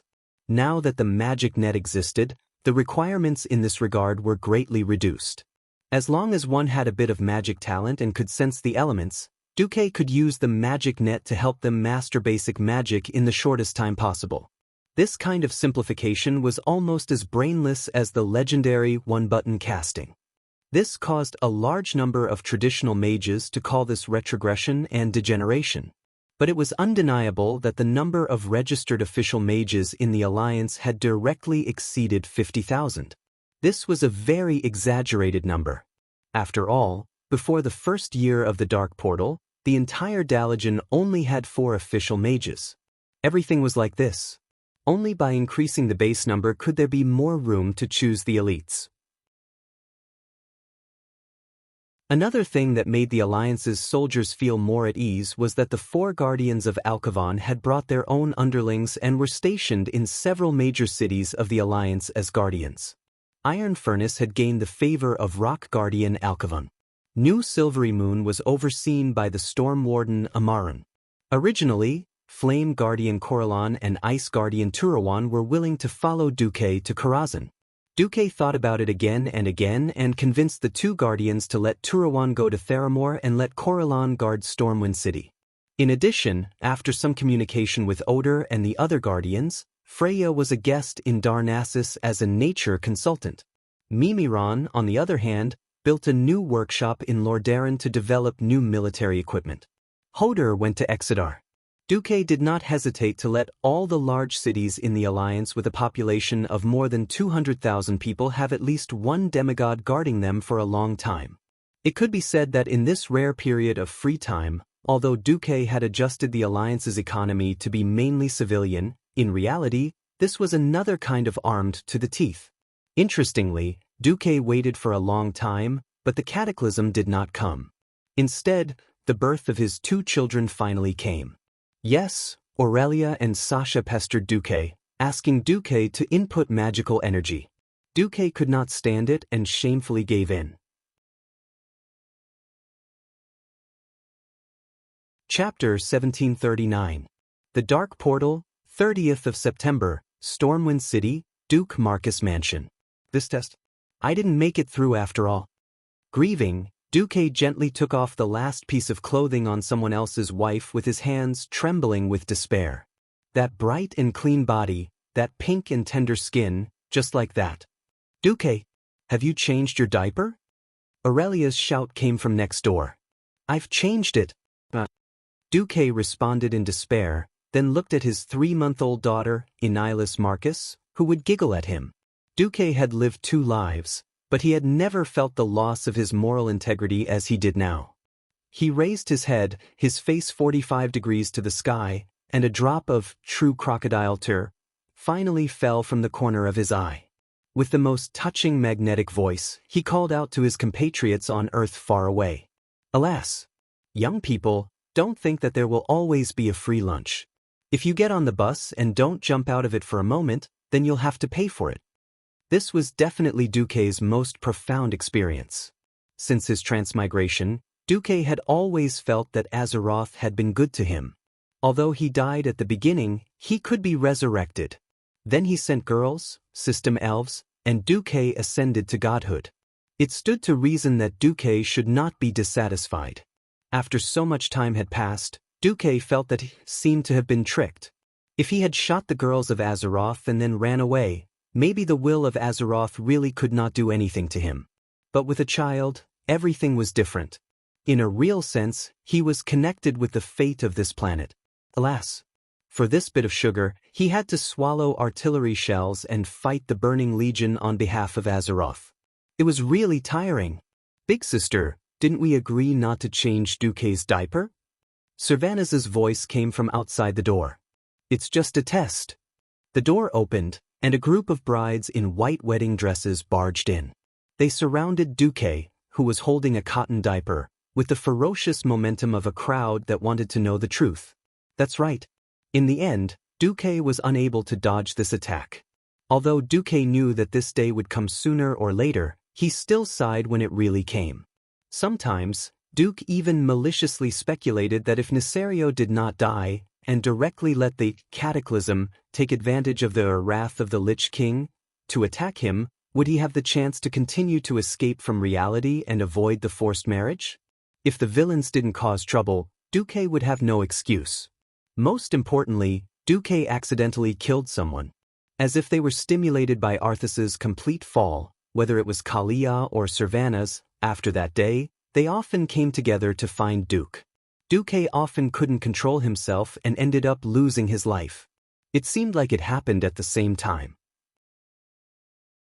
Now that Kalia was more than 4 months pregnant, it was almost to the point where he couldn't hide it anymore. In fact, after knowing that Kalia was pregnant and insisted on giving birth, Duque knew that he couldn't avoid this attack. Although Aurelia and Winrisa were the leaders of the Silver Dawn and didn't have that much influence, Kalia and Servanas were queens, and the queens of a large country at that. It wouldn't be good if they got pregnant out of wedlock. After some discussion, Duque's harem unanimously decided to let Duque marry Servanas, Kalia, Elucia, and Jaina in one go. In fact, if it wasn't for the bad influence, Tyrande and Hoof would have wanted to marry Windrunner's eldest and third sisters. Aurelia and Winrisa didn't want to marry Duque with Servanas to avoid affecting the royal power of the Sin Dorii kingdom. Tyrande was the high priestess of the Night Elves and a saintess. Before she stepped down, she wouldn't dare to mess around. But recently, Fandral Staghelm had been very active. To be honest, most of the humans in the Alliance had started to accept the Draenei who looked like Eridar, but they weren't ready to accept such a large-scale interracial marriage. In comparison, the Blood Elves, who had skin color similar to humans, were more acceptable. So Hoof had to suffer. Marrying 4 women at once with the status of a co-wife, and 4 freaking queens at that, was definitely a huge blow to the monogamous tradition of Azeroth. Even an honest person like Theon said that this was a bit too shocking for the people of Azeroth. Fortunately, Duque had a way to deal with it: hire a paid army to create hype. Although Duke Marcus dated 4 queens as a mortal, he's already a demigod. As an immortal in the world of Azeroth, how can he be compared to a mortal? His Majesty Menethil, Barav, and Proudmoore are also women who have been granted eternal life. We shouldn't use the rules of the mortal world to restrict them. Gods belong to the gods, mortals belong to mortals. After some fooling, the commotion within the Alliance finally subsided. Originally, Duque had promised that the Burning Legion would arrive in about 10 years. After the final battle with the Burning Legion, if Azeroth won, he would step down from his position as the commander of the Alliance. His wives would also step down to prevent the formation of an eternal kingdom. The other countries in the Alliance didn't have much of an opinion. If you can remain as wise as you are now, it doesn't matter if you continue to lead the Alliance. After all, the dwarves aren't a short-lived race, Magni said. The dwarf has the same opinion. Great craftsman Jerbin nodded. As long as your eternal life doesn't bring about corruption. Varian curled his lips. As long as the Alliance doesn't become an empire, the various countries and races can still decide if they want to leave or not. That's fine. Daneth Trollbane was very straightforward. Since no one had any objections, and ignoring Duque's weak voice that the Burning Legion couldn't be extinguished, Duque's harem happily decided that the 4 queens would marry Duque. It was tomorrow, the 1st of October. Come, let's see who's prettier in our wedding dresses. Queen Sylvia pulled Duque's hand and dragged her over. The third sister, Sasha, took over the job of wrapping diapers. It had to be said that all 4 queens were extremely beautiful. The biggest selling point of Queen Sylvia's wedding dress was her long legs. It was a white dress that looked like a ranger's short skirt. The only thing that didn't show through was the top half, while the bottom half was completely a thin white muslin, showing off her long legs. Kalia was dressed in pure white and still had a girlish waistline, making her look as pure and beautiful as Snow White. Chapter 1740. The biggest feature of Elucia's wedding gown was its various hollowness and gold trimming. It fully displayed the Bara family's wealth. As for Jaina, her low-cut wedding dress accentuated her voluptuous figure, second only to Aurelius. Duque, who's the prettiest among us? If it had been one of them, it would have been devastating. However, when the 4 queens who were about to become brides asked at the same time, Duque was in a bind. Usually, the 4 of them were busy like dogs, and the other 3 queens were quite diligent. Although Kalia was a mascot, she preferred to run around Lordaeron, inspecting the people and consoling them. Because they were all busy, they were not like the harem of the emperors on Earth, where they were all scheming and scheming. They were usually as close as sisters, and even accompanied Duque in his craziness. It was impossible to say that they did not have a competitive heart. Wasn't this? As soon as the question was asked, they each made a big move. Queen Sylvanas, who had always been domineering, seemed to have finally let go of the hatred in her heart after Arthas's demise. Although she was pregnant now, the crystallization of love between demigods was not that easy to settle. Just the fusion of divinity and the injection of powerful magic would consume a lot of time and energy. Not only was her pregnancy likely to last longer than her sister's, but her belly was also not bulging at all.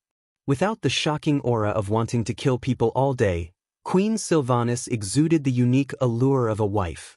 As a matter of fact, Queen Sylvanas, who never liked to be pretentious, actually pulled up the left side of her skirt with one hand, revealing a perfect and beautiful leg. Long legs?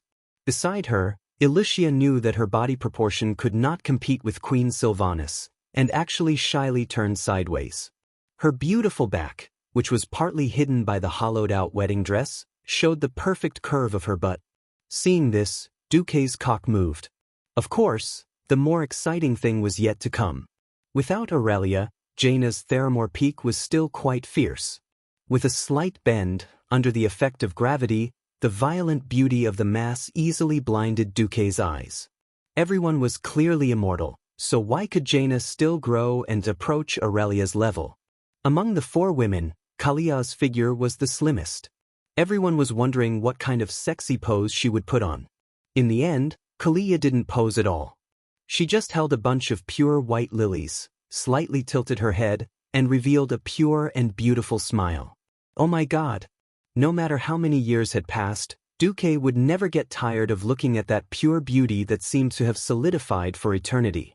Alright, here comes the problem. What if *King 4 choices? How do you expect Duque to choose? All of you are the prettiest in my heart.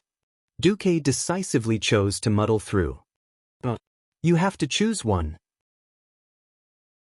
If you don't choose today, Don't even think about leaving. Duque, no matter who you choose, we won't blame you. The four girls attacked Duque from all sides. If Dumuk was still a hot-headed teenager, he might have chosen it on impulse. But in the queen's harem, whoever chose her would be a fool. Do you believe that the alliance will break apart? Since they were starting a harem, they would either have one big and all small, or they would all be big. Aurelia wasn't here to hold the fort.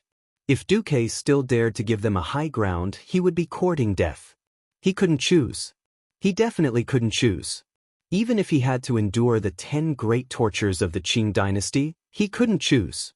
Even though he was surrounded by the white Mount Hyjal, and even though the beautiful faces were as beautiful as flowers, Duque felt like he was living in hell. Just as Duque was about to vent his anger and shout, "If you keep messing around, I won't marry anyone," suddenly, a tremor came from the heavens and the earth. Rumble. This wasn't an adjective. It was a real earthquake.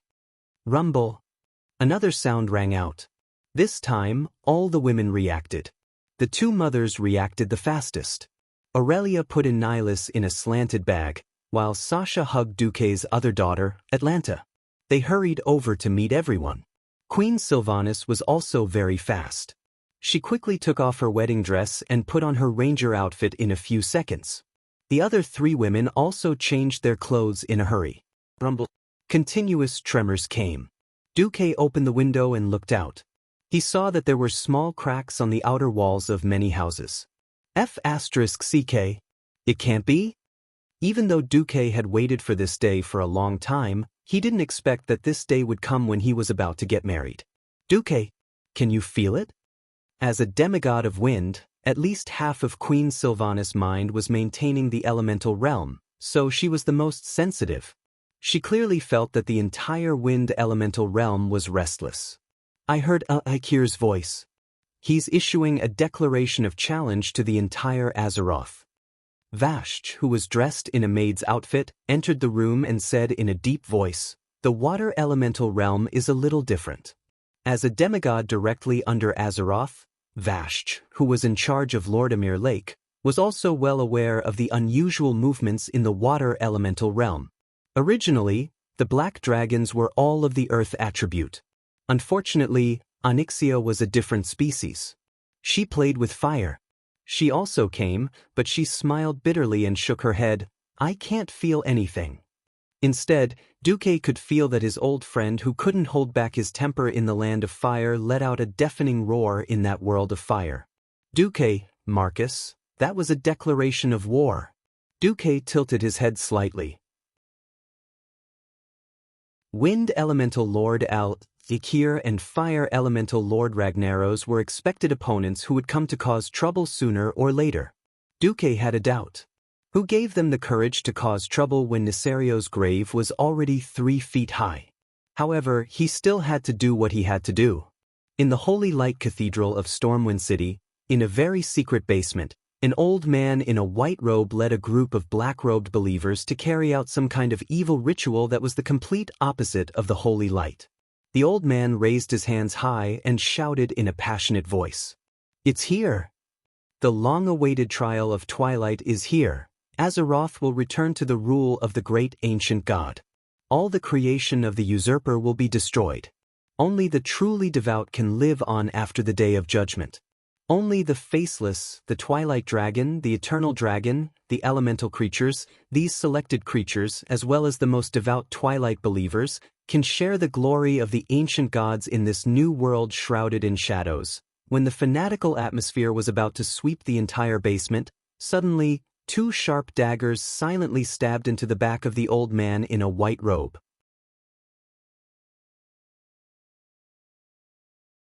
Chapter 1741.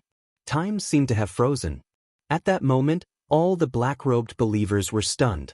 The 2 robust figures that jumped out from the seemingly empty air were definitely not mediocre fighters. That was because ordinary bandits would not be able to get close to the white-robed elder. The elder was wearing the robe of the Archbishop of the Holy Light. However, the moment the 2 incomparably sharp daggers pierced his body, the energy that erupted from the old man's body like a raging sea was actually of the shadow attribute. Twilight shock wave. This was the signature move of the High Priest of the Twilight Church. Even though the two bandits had activated Shadow Cloak and temporarily hid in the shadow plane to avoid this attack, the powerful energy shock still injured them slightly. No one would have thought that the heavily injured elder would be able to switch between the shadow and holy forms like Duke and cast a greater healing spell in the blink of an eye. It was a pity that his healing magic was interrupted by the third thief who got close to him. The elder's hood was unknowingly shaken off by this kick, revealing a face that was enough to shock countless people. "It's really you, Benedictus." As the situation entered a stalemate, the three bandits stopped attacking and pulled down their hoods. They were the Van Cleef father and daughter, as well as the blood elf bandit, Valera, who almost never left Varian's side. At the same time, the walls of the entire basement shone brightly. Dozens of teleportation portals opened at the same time, and an entire team of holy knights rushed out from them. Not only were these holy knights powerful professionals who were on the verge of reaching the hero level, but they were also led by the 5 silver saints, Tyrion, Gavin Rad, Riadaline, Iriel, and Merit. Almost all the most powerful clergymen in the entire alliance were here. Tyrion's face was filled with the deepest sorrow. "Why is it you, Benedictus? We used to..." Perhaps Benedictus did not give the leaders of the alliance a strong sense of presence. He was undoubtedly one of the oldest members of the alliance's hero squad. As the disciple of the former Archbishop of the Holy Light Alonso's Fail, Benedictus was actually quite famous. It was just that he didn't become a paladin like Uther and the other so-called priests who could fight and tank, so he wasn't as famous. Once upon a time, as a devout priest, Benedictus had lived up to his beliefs.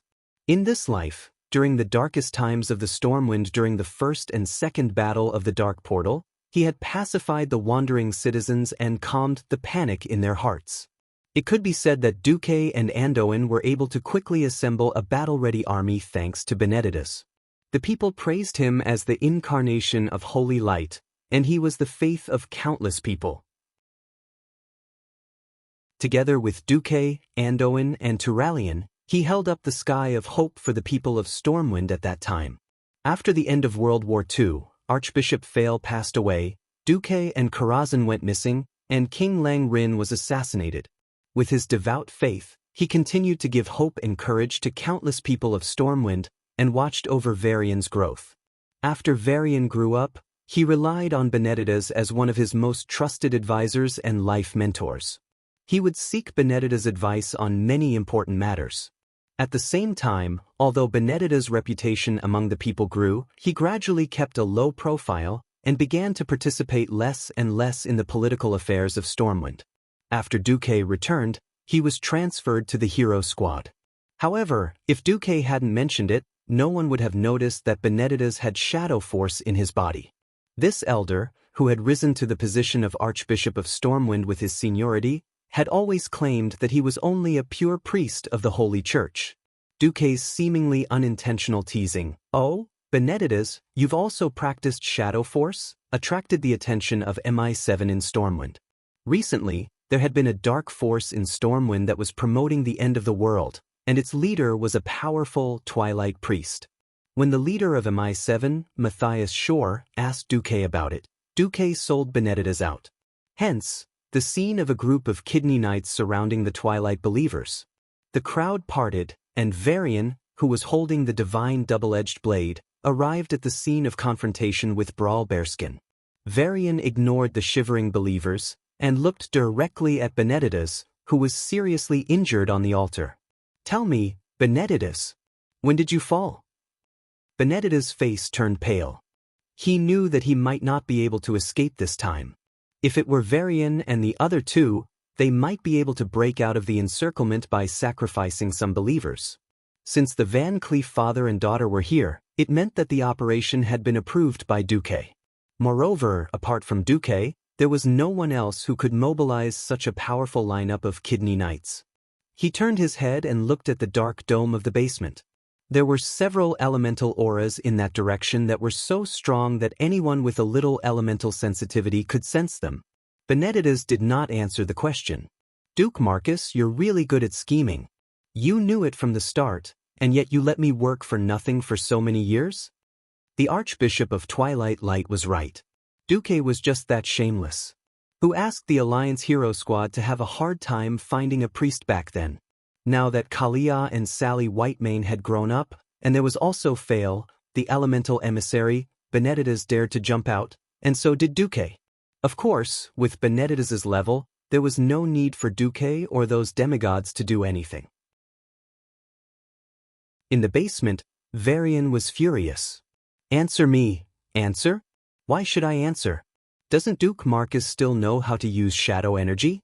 Benedictus's old and kind face revealed a sinister and cunning look that did not match his temperament. Don't confuse them. We all know that Duque has fallen into Archimonde's trap, and that's why he has no choice but to use shadow energy. Theon the Honest was furious. Surging waves of holy light spread from under his feet, and several Twilight Light believers were bathed in flames. They screamed and fell to the ground. For the ancient gods, Benedictus suddenly raised his hands, and all the Twilight Light believers began a desperate, suicidal charge towards Varian and the others. There was no suspense in this battle. Apart from Benedictus, there were only two people present who could fight. One was the elemental creature Aquilian, and the other was the blood elf bounty hunter Ashila Lemmingstar. If they were left alone, they might cause a lot of damage. But in this situation where the big shots of the Alliance had teamed up, their resistance would only cause a small ripple before they were completely drowned by the holy light.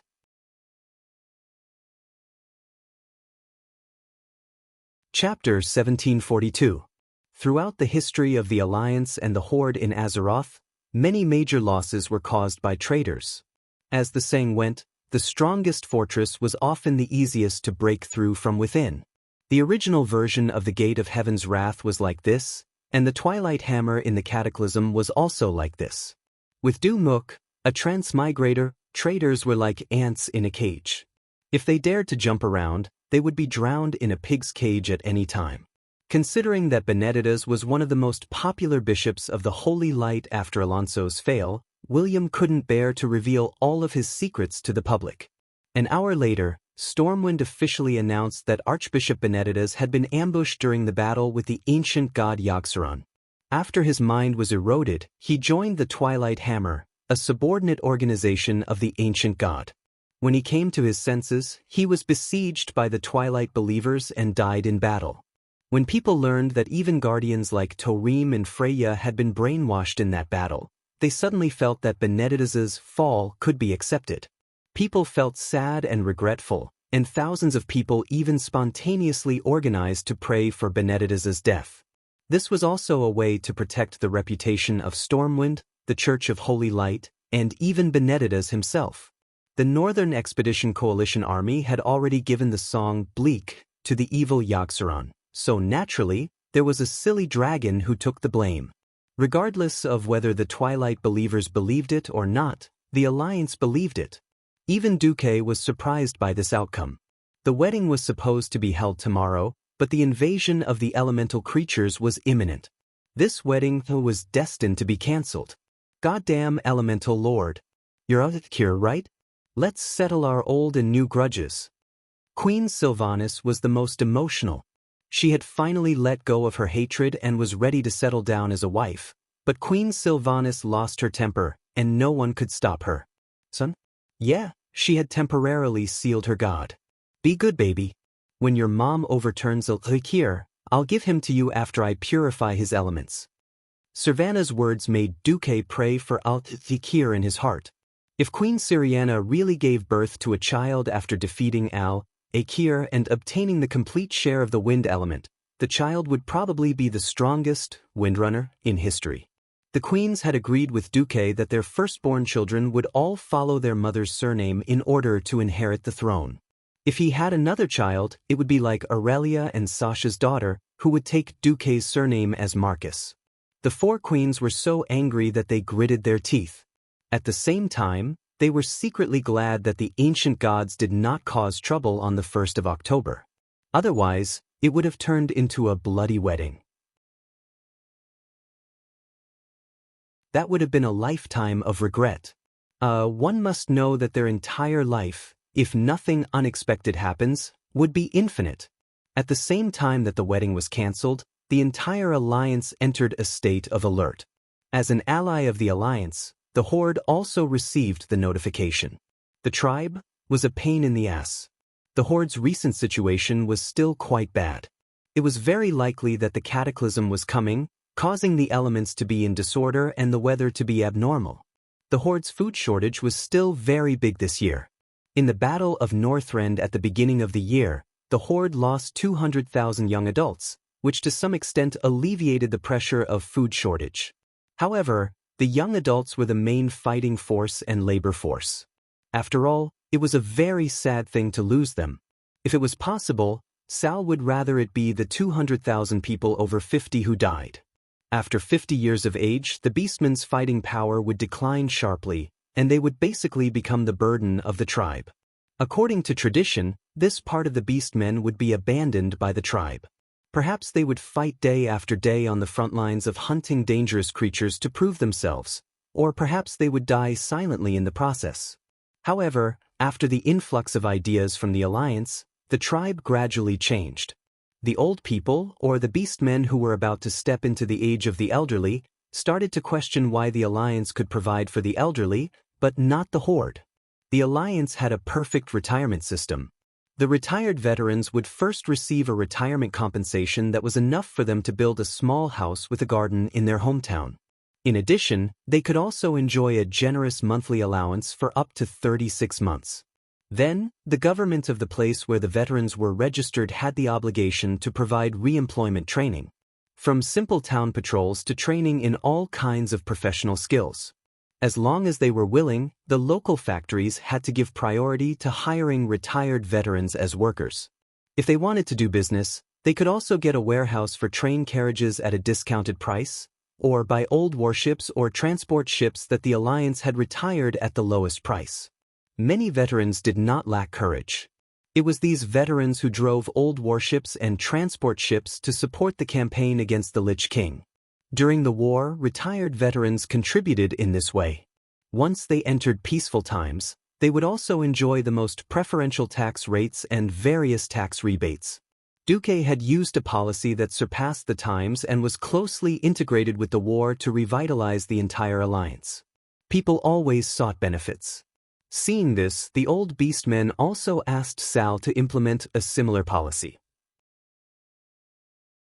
Unfortunately, the Alliance and the Horde were born with different economic structures, and the Horde did not have the luxury to play with this kind of welfare system.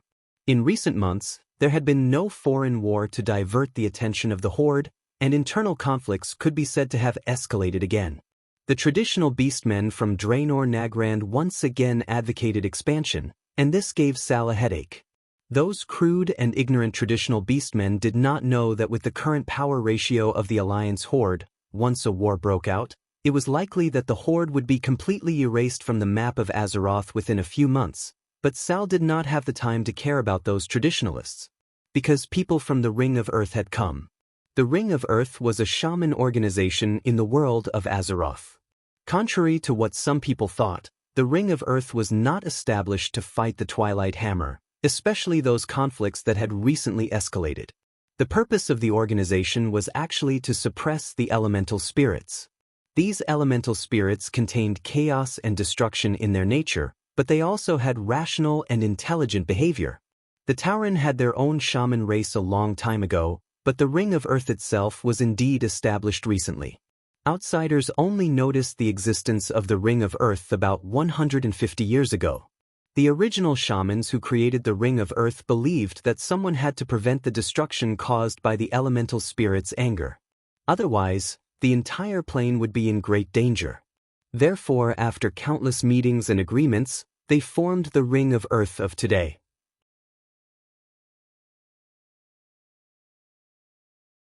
Chapter 1743.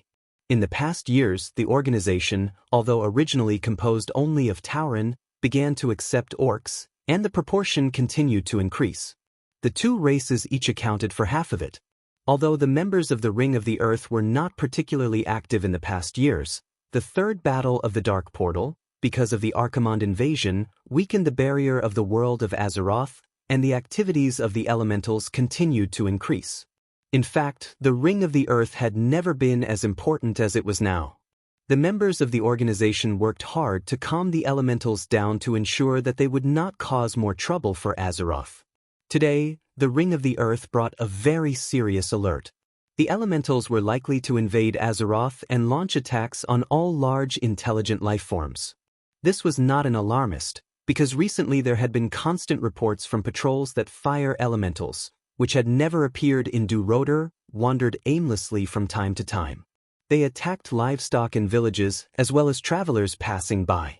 If that was the case, it would not be worth Sal's anxiety.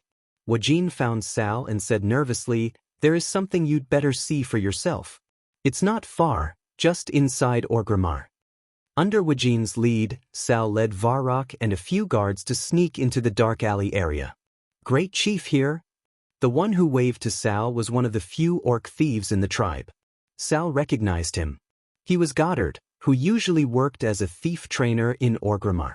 Not far from Goddard was the goblin thief Vessi. Under Goddard's guidance, Thrall stepped onto a rough and thick roof. Although the houses of the tribe were not beautiful, they were definitely comparable to the fortresses of the Alliance.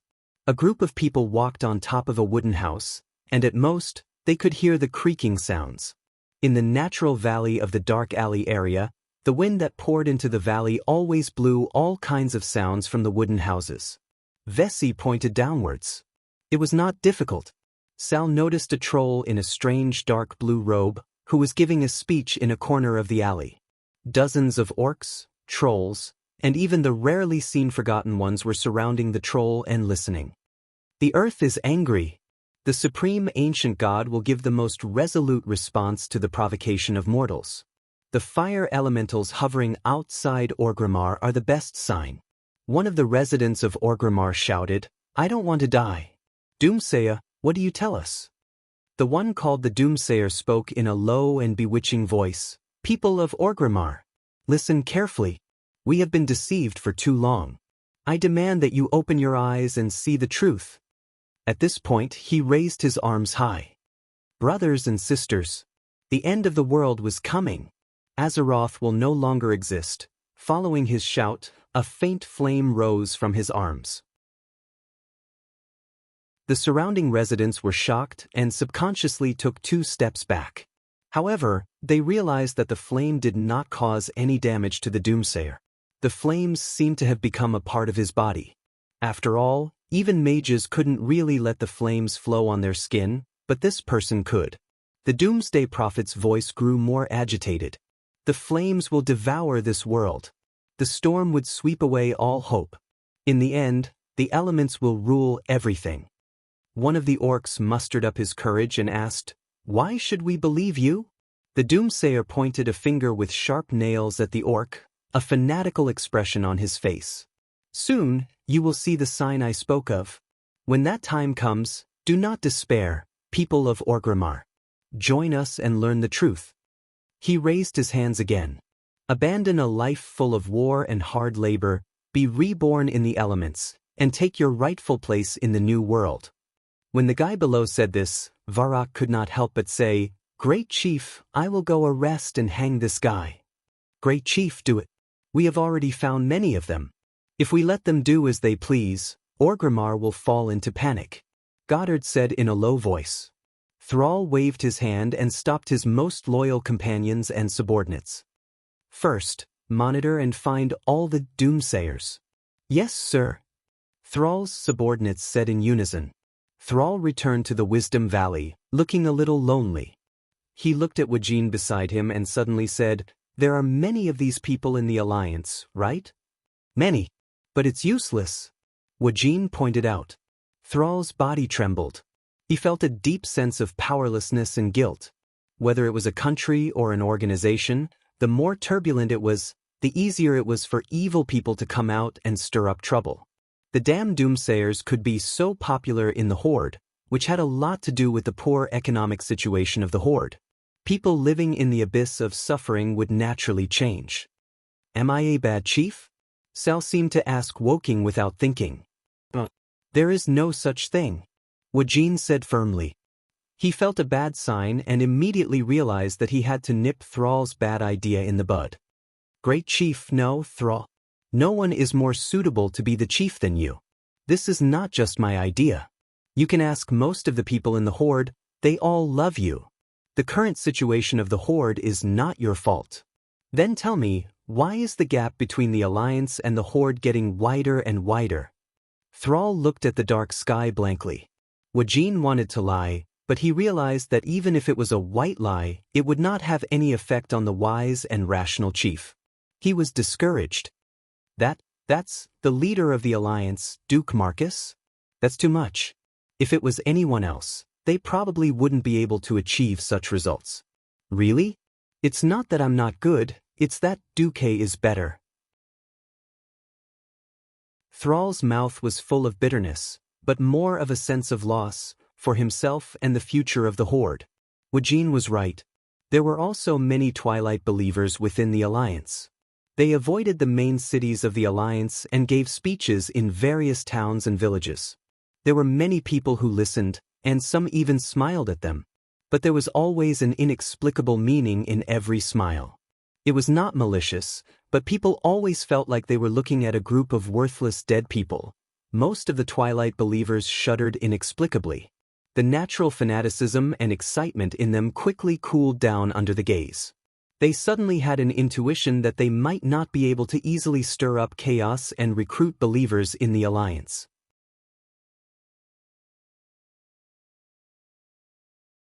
Chapter 1744.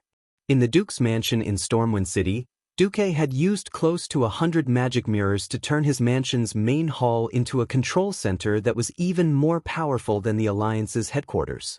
The 100 or so images were just the bird's eye view of the important cities of the Alliance. In each large image, there were a dozen or even hundreds of smaller images attached to it. As long as Duke used his divine sense, he could immediately pull them out and take a closer look.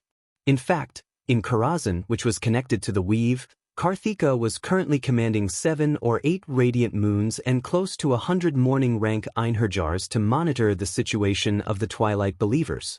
Most of these Einherjars were Alliance mages who had died after Duque became a demigod. Perhaps it was because their lifespans had come to an end, or perhaps they had died on the battlefield, but they firmly believed that people like them would not be able to go to heaven. Thus, they became Duque's subordinates as Einherjars and became a part of the Weave. As a demigod of the Weave, Duque was becoming more and more like a god. It was a pity that this demigod, who should have been high and mighty, was doing something that did not match up with him. I'll just quietly watch you act cool. I've never interrupted you. You can destroy everything in seconds. Your parents are afraid of you. Duque made his 2 daughters giggle as he sang an unreliable song. However, the 2 mothers were speechless. While it was good for daughters to be close to their fathers, they felt that if Duque took care of all the education, the beautiful elf girls would be led astray by Duque before they were even 3 years old. Yes, in theory, these 2 girls were half human and half elf. Because Duke had the body of a demigod, he was able to impregnate the 2 girls, so technically speaking, the 2 little girls should be demigods and half-elves. That made the 2 babies look completely like high elven babies, with no human characteristics at all. What was interesting was that even though Illyria had a head of brilliant blonde hair, Enilus had silver hair that was almost as white as Sasha's. Atlanta had blonde hair. It could only be said that the genes of the Windrunner family in terms of hair color were clearly divided into 2 shades, pure gold and pure silver. The only difference was when it was revealed as a dominant gene. Aurelia was worried that if the child didn't resemble Duque, Duque would have a problem with it. Duque didn't think much of it. Of course a girl should resemble her mother. Look at me, compared to the elves, I'm a typical long-waisted, short-legged person. This kind of girl won't be able to charm men when she grows up. After playing with his daughter, Duque looked at his woman's Mount Hyjal, which was obviously a size bigger than before. He bared his teeth and went into work mode. The family left, and an existence that rarely appeared in front of Duque appeared. Greetings, master.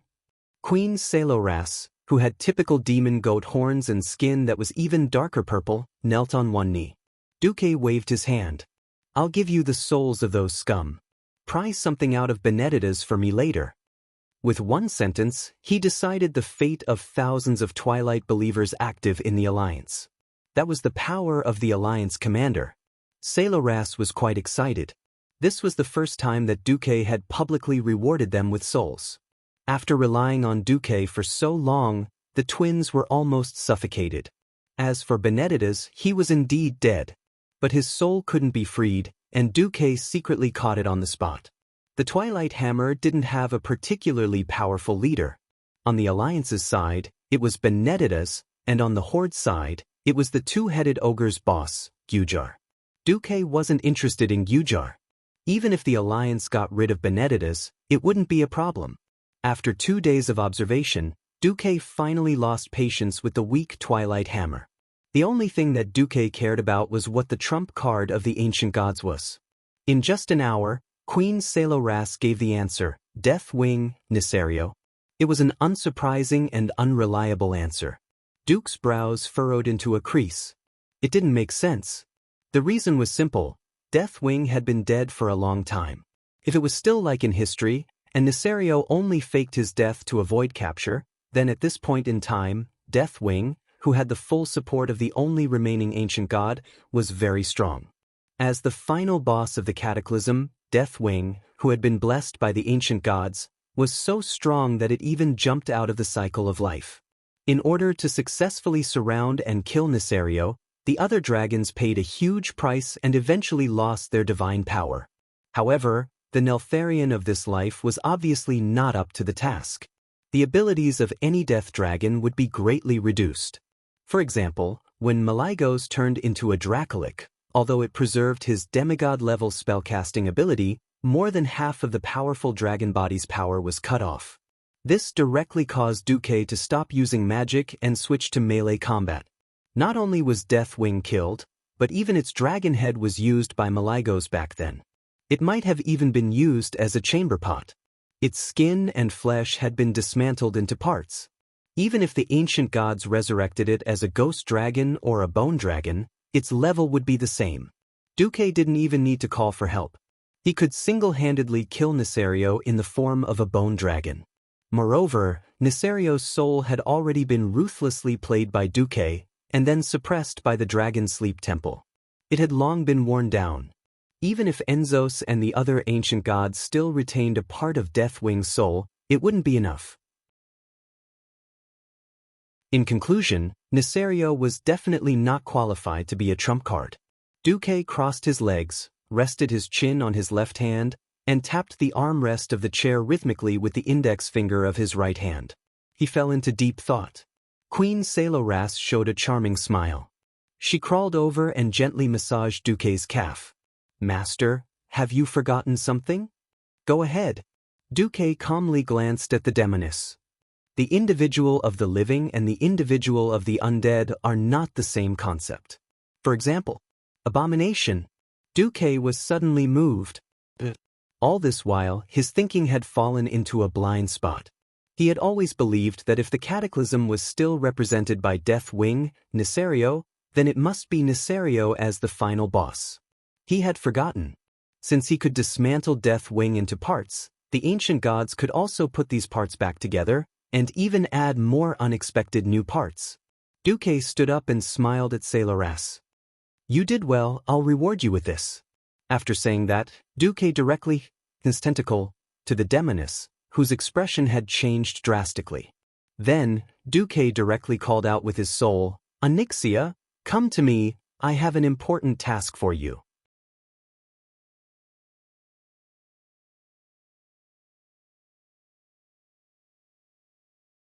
Chapter 1745. Hey master, you called me? Onyxia walked briskly into Duque's room. What are you going to do today? The balcony? The bathroom? The hall? Or the kitchen? The black dragon girl who had transformed into Countess Katrana pulled up her skirt seductively, revealing her fair calves. Duque was speechless. It was all his fault. He had tamed too many dragons, and the dragons were tamed. It was just that he was too unscrupulous and used all his tricks. The result was that the scheming dragon who had tried to overthrow Stormwind was turned into a secretary dragon.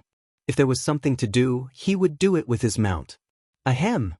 Duke pretended to be serious and coughed twice, then sternly said, Onyxia, have you realized that you used to dare to argue with anyone? Now, you can't even beat anyone of the same rank? Onyxia's face, which was originally a mix of charm and nobility, suddenly changed. Master, are you tired of me? A cross-shaped vein appeared on Duque's forehead. No. What I mean is, you are about to see your original fate. The Black Dragon Princess felt her heart suddenly contract violently. In the original future, you and your brother will become the same existence, a zombie dragon. I think it won't be long before you see him again. Onyxia was finally afraid when Duque mentioned Nefarian. She knelt on the spot and prostrated in front of Duque. Thank you for your pity, master. Duque did not comfort her anymore. The pity of a true demigod is never cheap. You can only obtain my pity because you have at least given your loyalty. That's right. It was already a miracle to make a powerful black dragon, who was originally insidious and cunning, give her loyalty. In the end, Duque was still a little disappointed and wanted to give her a warning. She also knew that she was lazy and lacked motivation. She thought that she could rely on her natural demigod body to survive. Now it seemed that Duque was not satisfied. I will work hard in the future. In the past, I treated you as my mount mainly because I was worried and because of my vanity. After being conferred as a god for so long, I'm also indifferent to it. Azeroth and the Burning Legion would eventually have a decisive battle.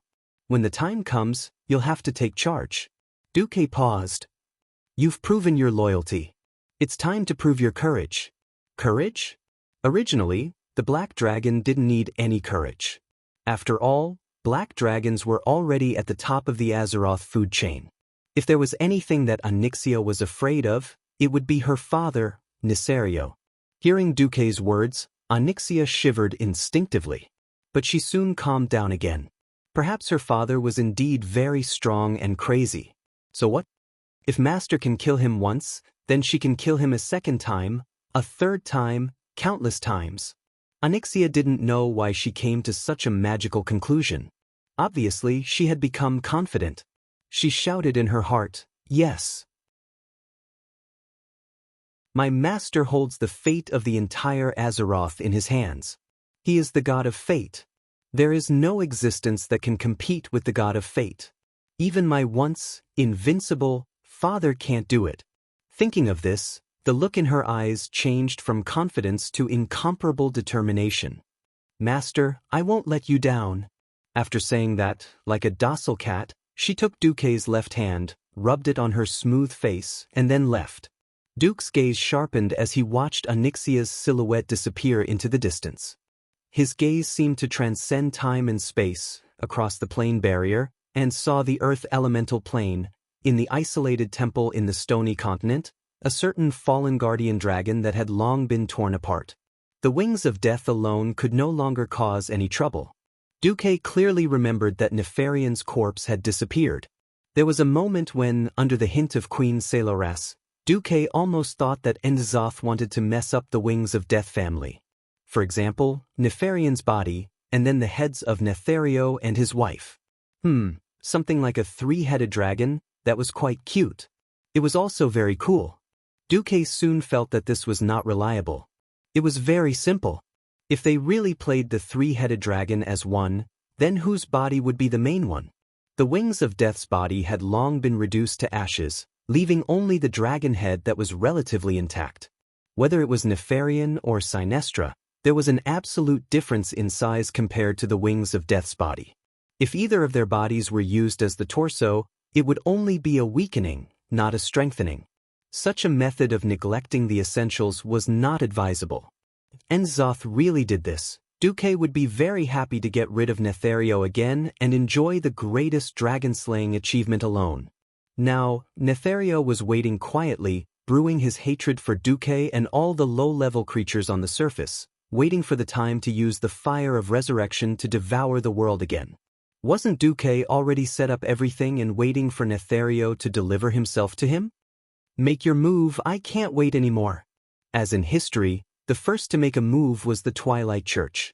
On the Alliance's side, although Duque had long used the magic net to monitor the movements of many Twilight believers, Saloras had interrogated Benedictus, the leader of the Twilight Church in the Alliance, and obtained a more detailed and high-level list. The Alliance's purge of the Twilight believers went quite smoothly. The Alliance's internal economy and people's livelihood were good, so there was no place for the Doomsday Church to spread.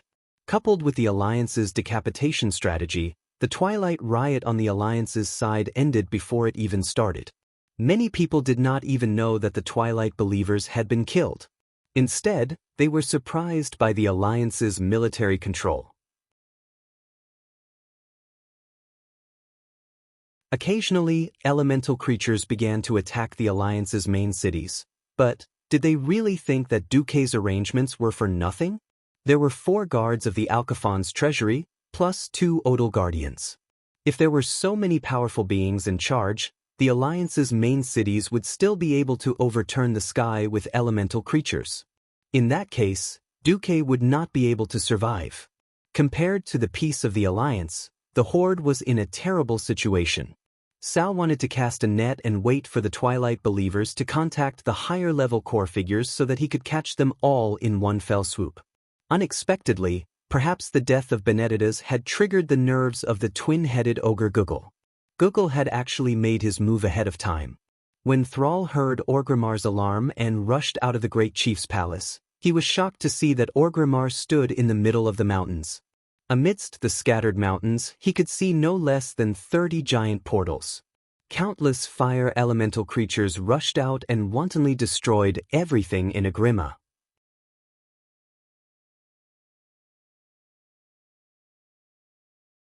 Chapter 1746. No, Sal shouted subconsciously. Agrima was the fruit of his hard work for more than 10 years. From the time he led the enslaved orcs to the uprising in Goldenhold Castle, to crossing the Endless Sea to the Kalimdor continent despite the encirclement of both the humans and the Scourge army, he led the tribe from a pitiful 100,000 people to the present day, with several main warring races and over 3 million people. Agrima was the testimony of the tribe's unyielding glory. Seeing Agrima being swallowed by the sea of fire, Sal felt as if his heart was being cut by a knife. He used to think that using wood as the main building material for the city was a great feat in line with the orc tradition and aesthetics. He still remembered that in the 15th year of the Dark Portal, Thrall had ordered Grom Hellscream to bring his Warsong clan to the Grey Valley in order to have enough wood to build a city. He didn't hesitate to start a war with the Night Elves to snatch the wood. Who knew that 11 years had passed? At this moment, Sal could not wait for the orcs to improve. For example, they could learn from the Alliance and build the whole city with bricks and cement like Stormwind City. Wood is the best kindling material. Why don't you burn the cement with fire? What made Sal's heart hurt the most was the behavior of the people of Agrima. At the entrance of the Wisdom Valley not far away, Sal saw with his own eyes an Agrima guard rush to the violent fire elemental creatures. He did not fight the invaders bravely with his battle axe, but knelt down and worshipped them. Great elements! I beg you, accept me and let me have a place in the new world ruled by the elements. Obviously, this guard had been brainwashed by the Twilight believers. The guard had clearly screamed and turned into a lump of charcoal, but the Twilight believers were still crazily advocating. He has been accepted by the elements. He has become a part of the fire. More and more people of Agrima began to believe the Twilight Church's words. This was a sign. The world would be destroyed by the fire. They no longer resisted, no longer united. Instead, their minds wavered as they did not know if they should join the ranks of the Twilight believers. The elements are going berserk. We must appease them immediately. Otherwise, Agrima is finished. A member of the Ring of Earth shouted. It sounded, in a way, rather pedantic to Dworkin. Whoever dares to attack our main city will be attacked. This was the right way to handle things in the tribe. Unfortunately, he could not do it. The Horde was not the Alliance. They did not have the brick houses of the Alliance, nor did they have a complete fire system. With most of the Forsaken on their knees, and even an Astrian who had returned was ordered to meditate in isolation. The horde lacked mages. Furthermore, there was no weave that could provide an endless supply of mana to mages. With the shaman's way of doing things, pacifying the violent fire elemental creatures was the only choice. Elula Balala. The shamans shook their heads, using incantations and postures that were similar to dancing to communicate with the rampaging fire elements. Although it seemed unreliable, the effect was obvious. Destroy. Destroy. Burn everything to ashes. Burn. Burn. The shamans heard the voice of the fire elementals. Thrall and all the shamans in Orgrimmar tried their best to calm the elements, but only a small portion of them were able to calm down. Great Chieftain, no. We can't hold on much longer, cried Varrock pessimistically. That was because more than a third of the buildings in the city had been burned, even though all the beams and pillars of the main buildings had been fireproofed. Unfortunately, that level of fireproofing was still useless in the ultra-high temperature. Seeing that the city would fall into a sea of fire and turn into ruins, Thrall finally couldn't take it anymore. That's right, he had one last trump card. Ever since he returned to Nagrand and learned the path of shamanism under the guidance of Gaen's grandmother, Thrall had been able to impose his will on the elements after awakening his senses and power of nature from a warrior who only knew how to hack and slash. The problem was that it was a kind of slavery equivalent to the warlocks enslaving demons. This went against the tenet of the Ring of Earth. However, seeing that the entire Orgrimmar was about to be destroyed, Thrall finally couldn't take it anymore. In the name of Nature Shaman Guile, I command all fire elementals to stop your attacks. When his surging spiritual power spread across the entire Orgrimmar with him as the center, he could clearly feel the resistance of the fire elementals. Refuse. Non-elemental creatures should be destroyed. We will not take orders from a non-elemental. A tear fell from the corner of Thrall's eye. I command you, stop. In the spiritual world, Thrall's voice was like thunder from the ninth heaven. Every fire elemental seemed to have heard the absolute command from the fire elemental lord, Ragnaros. Even though they were unwilling, they still stopped and stood where they were. It stopped. Sal panted heavily. He had used his own power to force the elements to submit. This method had succeeded, but he was not happy at all. Thrall looked into the distance and felt the resistance of the elements. For the first time, he had a deep feeling. The shaman's power seemed to no longer be able to summon and control the violent elements. Thrall had an idea. At this moment, in Iron Stove Castle, the dwarves were engaged in a small-scale offensive and defensive battle. The dwarves had brought a large number of cannons, ranging from direct 88mm cannons to curved mortars. In their own way, the dwarves destroyed the earth elemental creatures attacking Iron Stove Castle. As the most thick-skinned of the four major elements, the tenacity of the earth elemental creatures greatly exceeded Magni's expectations. Fortunately, there was Rock Warden Alkavon here. This 10-story tall supergiant did not even need to make a move. He sat in front of the Iron Stove Castle, which seemed incomparably majestic to mortals. No earth elemental could break through his line of defense.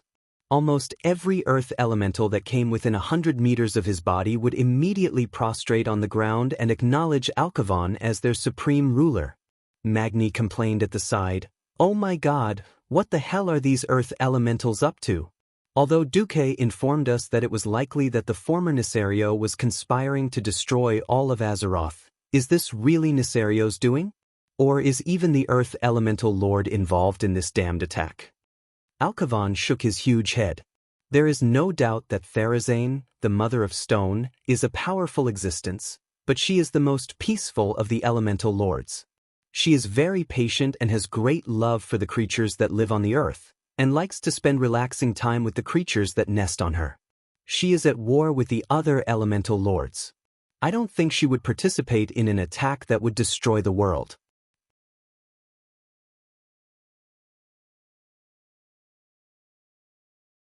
Chapter 1747. If the Stone Mother doesn't come out, who will? Magni answered his own question. Let me think. Ragnaros will definitely come out. His grudge with Duque, but if he comes, it won't be my turn to deal with him. Duque will take care of it himself. As a creation of the Titans who had participated in that shocking ancient war, as well as a guardian who had lived in this world for more than 25,000 years, Archavon himself was a living history book. Perhaps it was the wind elemental lord of Ukir. As for the tide hunter Neptulin, it's hard to say. Then what can I do? Magni continued his analysis. Servanas will probably be in charge of the wind elemental. She'll be looking for Al-Ukir to snatch the authority of the wind elemental. As for the water elemental, it definitely won't be my turn. Most likely Vashj will be in charge. Archavon said in a low voice. Now, the spatial barrier between the four major elemental realms and Azeroth is already very weak. It's not surprising that the ancient gods would encourage the elemental lords to participate in the attack on Azeroth. Since the Alliance has such a leader with foresight and made arrangements in advance, I suggest that you think of a way to increase your strength. I'm already at the peak of mortal strength. Magni was a little embarrassed. As a legendary heroic warrior, his strength in the mortal world could no longer increase. Then cross the line between humans and gods. Magni, you have the talent. Archavon encouraged the Dwarf King. At this moment, Muradin interrupted. Yes. Brother, think about it. The Burning Legion, the ancient gods, I feel that the enemies we have to face are getting stronger and stronger. The next time Jaden comes, he might not be weakened. But it will take a long time. I'm an earth elemental, and it takes a lot of time for us to level up. And I still have my duty as a king. Magni hesitated. At the mention of this, both Muradin and Bu Lang shut up at the same time. The matter of royal power had always been taboo. Archavon, however, didn't feel this way. This overseer giant didn't sense the change in the atmosphere at all. He continued to speak bluntly. Think about it. There is an opportunity right now. If Nesario was the culprit behind this cataclysm, in that case, it couldn't stay in the deep rock continent forever. Once it comes out, there will be a vacuum period for your soul to float into the deep rock continent and undergo the final test. It had to be said that Magni was tempted. The brothers and all the dwarves trusted Duque. This did not mean that they would accept being in a weak position in the Alliance. Now the elf was ahead of them. Regardless of whether it was the Blood Elf Queen Sylvanas' status as a demigod or Tyrant's status as an oracle, the elves had a lot of say in the Alliance. Moreover, the two leaders of the elves were Duque's women. With such a close relationship, be it the Night Elves or the Blood Elves, their positions in the Alliance were incomparably firm. If Magni could become a demigod, then the dwarves' political status would undoubtedly be greatly enhanced. Different statuses and different situations determined that even the same person would make different decisions. If this was the original history, Magna, who had no idea what was going on, would have sought to harmonize with the earth when he saw the four elements going berserk. In the end, without leaving any so-called will or arrangements, he turned into a sturdy stone statue. This caused the Iron Furnace Castle to fall into serious political chaos. In the end, his daughter, Moira Bronzebeard, stole power as the acting queen of the Black Iron Dwarves. Even after Magni returned as a demigod, he couldn't change the fact that Moira was the leader of the three dwarves. It was just that Moira saw the situation clearly and cleared her name. That was the end. In this life, the situation was naturally different. Muradin was suddenly called out by Magni and was a little stunned. If the opportunity that Archavon mentioned really appears, I will give it a try. When that time comes, the Iron Furnace Castle will be handed over to you. Muradin, you will be the next king. Magni wasn't an idiot. When he challenged Archavon, Duque had already made arrangements. Even if Duque didn't say it, he knew that Duque didn't like Moira. For example, he was just conflicted about Moira, but Duque was basically targeting him. In this current situation, if Moira really came to inherit the throne of the Iron Furnace Castle, it would definitely be the nightmare of the Bronzebeard dwarves. Duque had been at the helm of the Alliance for 11 years, and had already integrated the entire alliance's economy. A country without any specialties or special relationships with a few rich countries would only be marginalized. Take the current Stromgard for example. Although the alliance supported the reconstruction of the torrential castle, without large amounts of funds and project support, this once only birthplace of a human empire in history would still be like a stone by the roadside, dispensable. In comparison, Rotterdam was once almost destroyed. More than half of the land was rotted by natural disasters, and was covered in plagues. But with Kalia's connections, the Marcus family, Alterac family, and Kurtira's family worked together. In addition, Tyrande almost pulled all the Cenarian Circle druids over to work. In 10 years, they forcefully rebuilt the ruined Rotterdam into a top country in the alliance. Hence, with the combination of internal and external factors, Magni almost didn't hesitate to choose his second brother to be the next king. At this moment, Muradin was also dumbfounded. Wait, big brother, I'll be the regent. Just like Bolivar Fortigen. Nonsense. We dwarves don't have so many things that are not straightforward.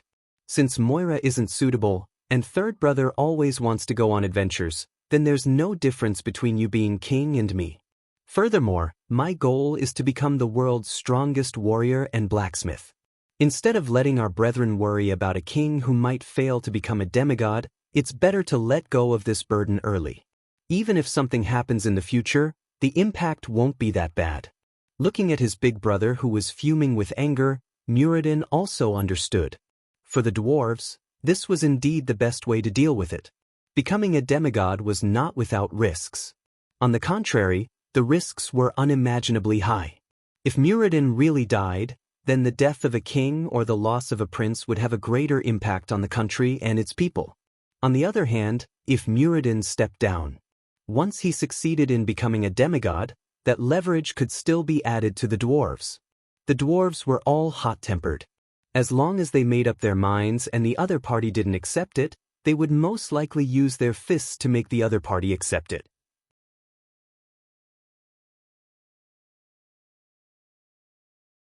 Chapter 1748. Second brother, what are you hesitating for? Big brother has made a decision. And between you and me, there's no need to say who is more suitable. Bulang also persuaded Muradin. When big brother decides to promote, I will take over as king. Without further ado, Muradin agreed. That's my good brother. The three Bronzebeard brothers laughed, put their arms around each other's shoulders, and ran off to drink. The alliance, which had been prepared for this cataclysm, could be said to have dealt with the rampaging elements without much effort. The magic net throughout the alliance was the best surveillance and command system. Developed railway transportation and huge air fleets determined the mobility of the alliance's forces. Almost all large-scale elemental riots were suppressed at the first instance. The fire demon troops led by Majordomo Executus, who was loyal to Duque, performed blindingly in this commotion. The fire elementals were setting fires, and he and his fire demons caught fire elementals as easily as hunting in the zoo. They could suppress fire elementals with a wave of their hands. Fire elementals were setting fires everywhere. The fire demons also absorbed all the fire elementals into their bodies. The fire demons were also fire elementals. For them, fire was the same thing as food and water for humans. They didn't even need fire engines. They just ate all the flames and called it a day.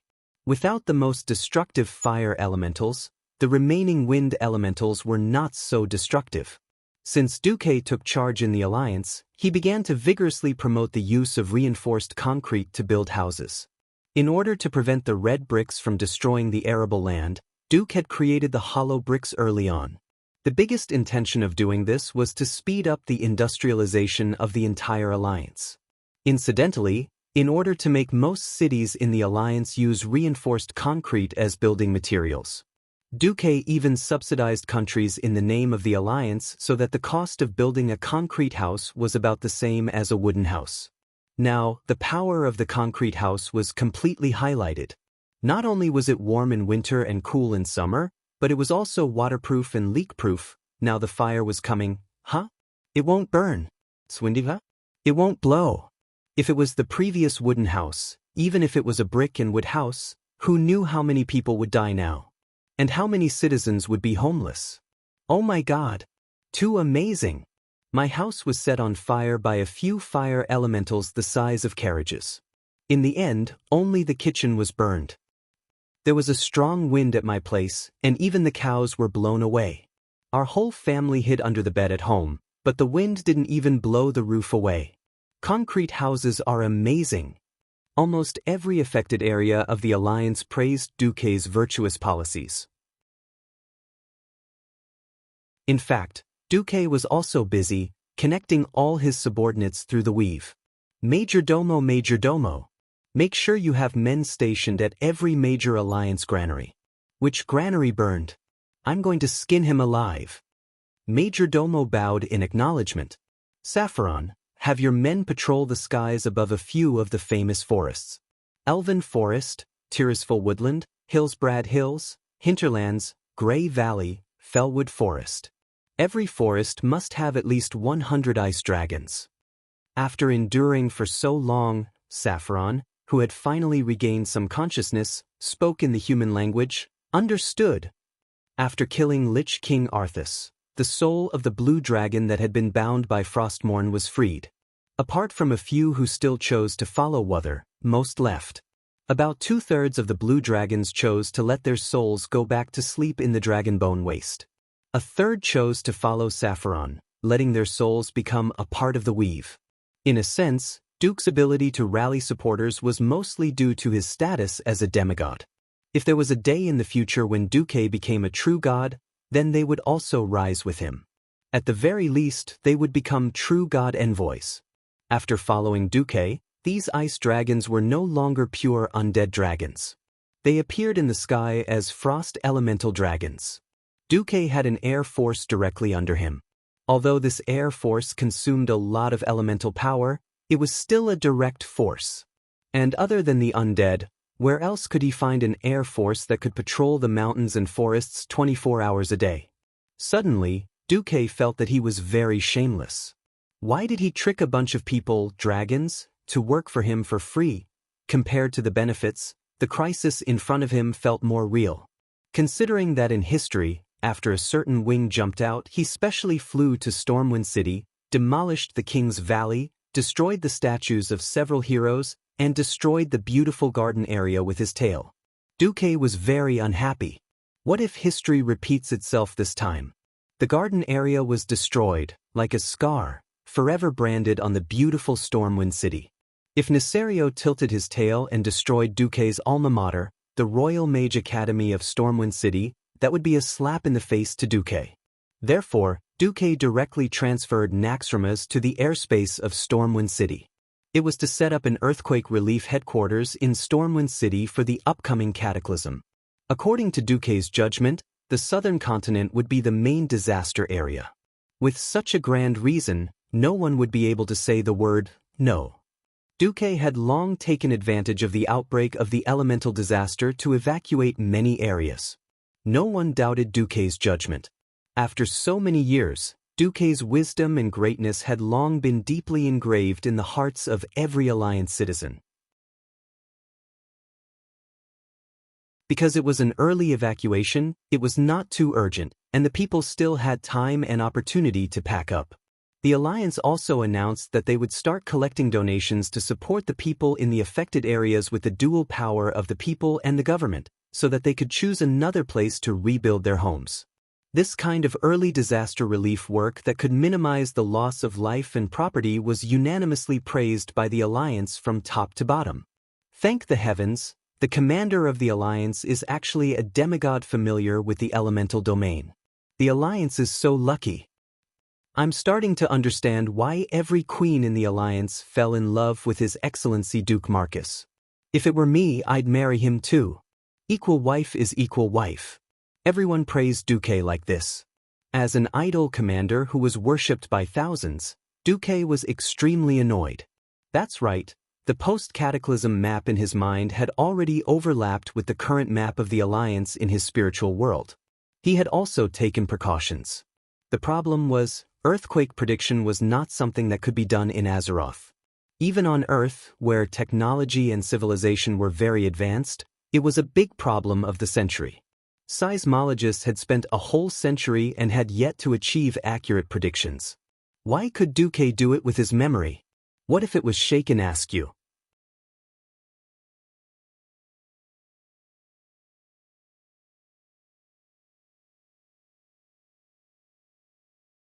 Chapter 1749. Those in power should never put all their eggs in one basket unless they were in dire straits. So what Duque could do was not only avoid the most dangerous areas, evacuate the people and soldiers to relatively safe areas, but also expand the area. For example, Duque clearly remembered that in the game, the Northshire Abbey in the human novice zone, across the river on the east bank, was originally a field full of wolves. However, this area would be completely scorched during the cataclysm. Should people and belongings be evacuated to the Northshire Abbey? Of course not. The evacuation had to be expanded to cover the entire elven forest. Similarly, in the Western Wilderness, now renamed the Western Wilderness, near the Gold Coast mine, there would be a mini volcano called Earthly Rage Fissure. Duque had personally inspected it, and the geological conditions there were indeed relatively weak. It was also a priority area for evacuation. However, people could not be gathered in the Sentinel Territory or Moon Creek Town. If possible, when the cataclysm arrived, it was best to evacuate everyone in their families to the vast fields. Only then could they avoid being wiped out altogether. As for the most valuable works of art or important personnel, they would be brought to the two floating cities, the Dalajan and Naxxramas. At the same time, large amounts of food and water were stored on them. If necessary, the two floating cities would be used as the Apocalypse Ark. Duque frowned as he listened to the reports coming in from all over the world. 80% of the evacuation has been completed. The rest will be completed in 3 days, Khadgar reported. Duque asked Lucia in the magic mirror, "What about the reaction of the people?" Thanks to Master's benevolent governance and trust in the Alliance, it is generally calm. There are no panic buying everywhere. 89% of the people have been settled in the refuge area, and food and water have been prepared for 15 days. Duque turned to Kudrin and asked, "What about the Air Force?" "They have been dispersed. We have also prepared for the worst. If the weave is temporarily cut off, we will restore the traditional communication between the Griffins and the flying warships. The old beacon tower has also been built." At this time, Tyrion Fordring suggested, "Then, Duque, since you can predict the general location of the catastrophe, why don't you tell me? Should we also give the tribe a copy of the information about the changes in the terrain you foresee?" Duque fell silent. He closed his eyes and thought for a full 5 seconds before nodding. The integrity of a paladin was a virtue. Unfortunately, this virtue was destined to only be possessed by a few people. A true leader would never be so selfless. However, Duke didn't mind giving Theon face and giving Thrall a final gift. If the historical trend of the tribe could not be reversed, then Sal's days as the great chief had already entered the countdown. To be honest, Duque didn't need to rely on the cataclysm to trick the tribe. The tribe's territory was barren to begin with, so most of the areas were sparsely populated. In the area controlled by Kalimdor's tribe, there wasn't a single city that would be destroyed by the cataclysm. On the contrary, there was a lack of resources in a wide area. When the Alliance's message reached Thrall, he was stunned for a long time. He forcibly suppressed the riot of the fire elements. 1/5 of Orgrimmar had been burned. When he angrily ordered those Twilight believers to be hanged 1,000,000 times, he had no choice but to deal with the devastation of the mess. Hundreds of logging requests were sent to his desk. He knew very well that if he really asked the Alliance for wood according to the demands of this group of animals, the Night Elves would probably go crazy and start a war on the spot. Who knew that in Duque's handwritten letter, he personally informed them that this was probably just the beginning. The western part of Durantal was likely to be flooded by the surging river of Wrath. The Thousand Needles area and the Shining Plains were also likely to be flooded. If this was a nightmare, Thrall would rather he had never fallen asleep. This was really too terrifying. Just as the alliance had already made preparations, the tribe was waiting for the judgment of the end to come. In the underground palace of the deep rock continent in the earth elemental plane, a violent voice that resounded through the entire underground world abruptly rang out. Pain. Suffering. My hatred burns in the abyss. If Duque was here, he would definitely recognize the owner of this voice on the spot, Deathwing Nisario. In this special plane far away from the world of Azeroth, non-Earth elemental creatures without the protection of special energy or Earth elemental magic would be crushed to death by the tide of soil in an instant. Because there was no sky and no water here. There was only endless soil and violent lava rising from time to time. Nisario, who was once extremely arrogant and betrayed the entire dragon race, was now just a pile of broken dragon remains. A hollow dragon head, a spine that only had half of its spine left, a pile of ribs that were broken into at least 3 pieces, and an incomplete tail and claws. The so-called Deathwing was now just a joke. Beside Deathwing, there was another huge dragon corpse. That was the corpse of his son who smashed Nefarian. Countless illusory octopus-like tentacles stretched out from the void. Nisario, you're really too weak. That was the voice of the ancient god Enzos. My master, for the sake of my hatred, give me another chance. Nisario, who was once extremely arrogant, was now just a grandson. This is really the last chance. Enzos let out a cold laugh.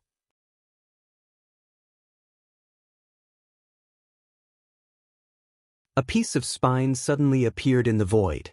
It looked like the spine was already as big as a small mountain, dozens of times bigger than Nisario's entire dragon when he was alive. If it was also a dragon, wouldn't it be thousands of times bigger than Nisario? However, Nisario felt a trace of familiar aura from that huge bone. Familiar? Are you touched? It is precisely because you defeated it that you, the 5 great dragon aspects, have achieved 25,000 years of glory. Enzos laughed sinisterly. Neltharion suddenly remembered, and his soul exclaimed, Galakrond? That's right, it's Galakrond's bone. It was an era when there were no dragons. A group of progenitor dragons lived on the land of Azeroth. They were the most primitive dragons. They did not have the wisdom and strength of dragons, and were just a group of ordinary beasts that preyed on other animals for their own survival. However, due to some unexplained reason, some dragons had a certain level of wisdom and could communicate in primitive languages. They could also consciously cooperate to hunt. Among them were the gray dragon Nisario, the red dragon Alexstrasza, the light yellow dragon Isra, the blue dragon Maligos, the brown dragon Nozdormu, and the golden dragon Talanixia. And Galakrond, the giant progenitor dragon that was later known as the father of all dragons, also lived in that era. You're tuning in to the Passion Pages YouTube channel. We're so grateful for your support, and don't forget to subscribe to join us on this incredible journey through captivating stories. Your generosity through donations truly makes a world of difference, as it's the primary source of revenue that allows me to expand and enhance this channel for you. Thank you from the bottom of my heart for being a part of this adventure.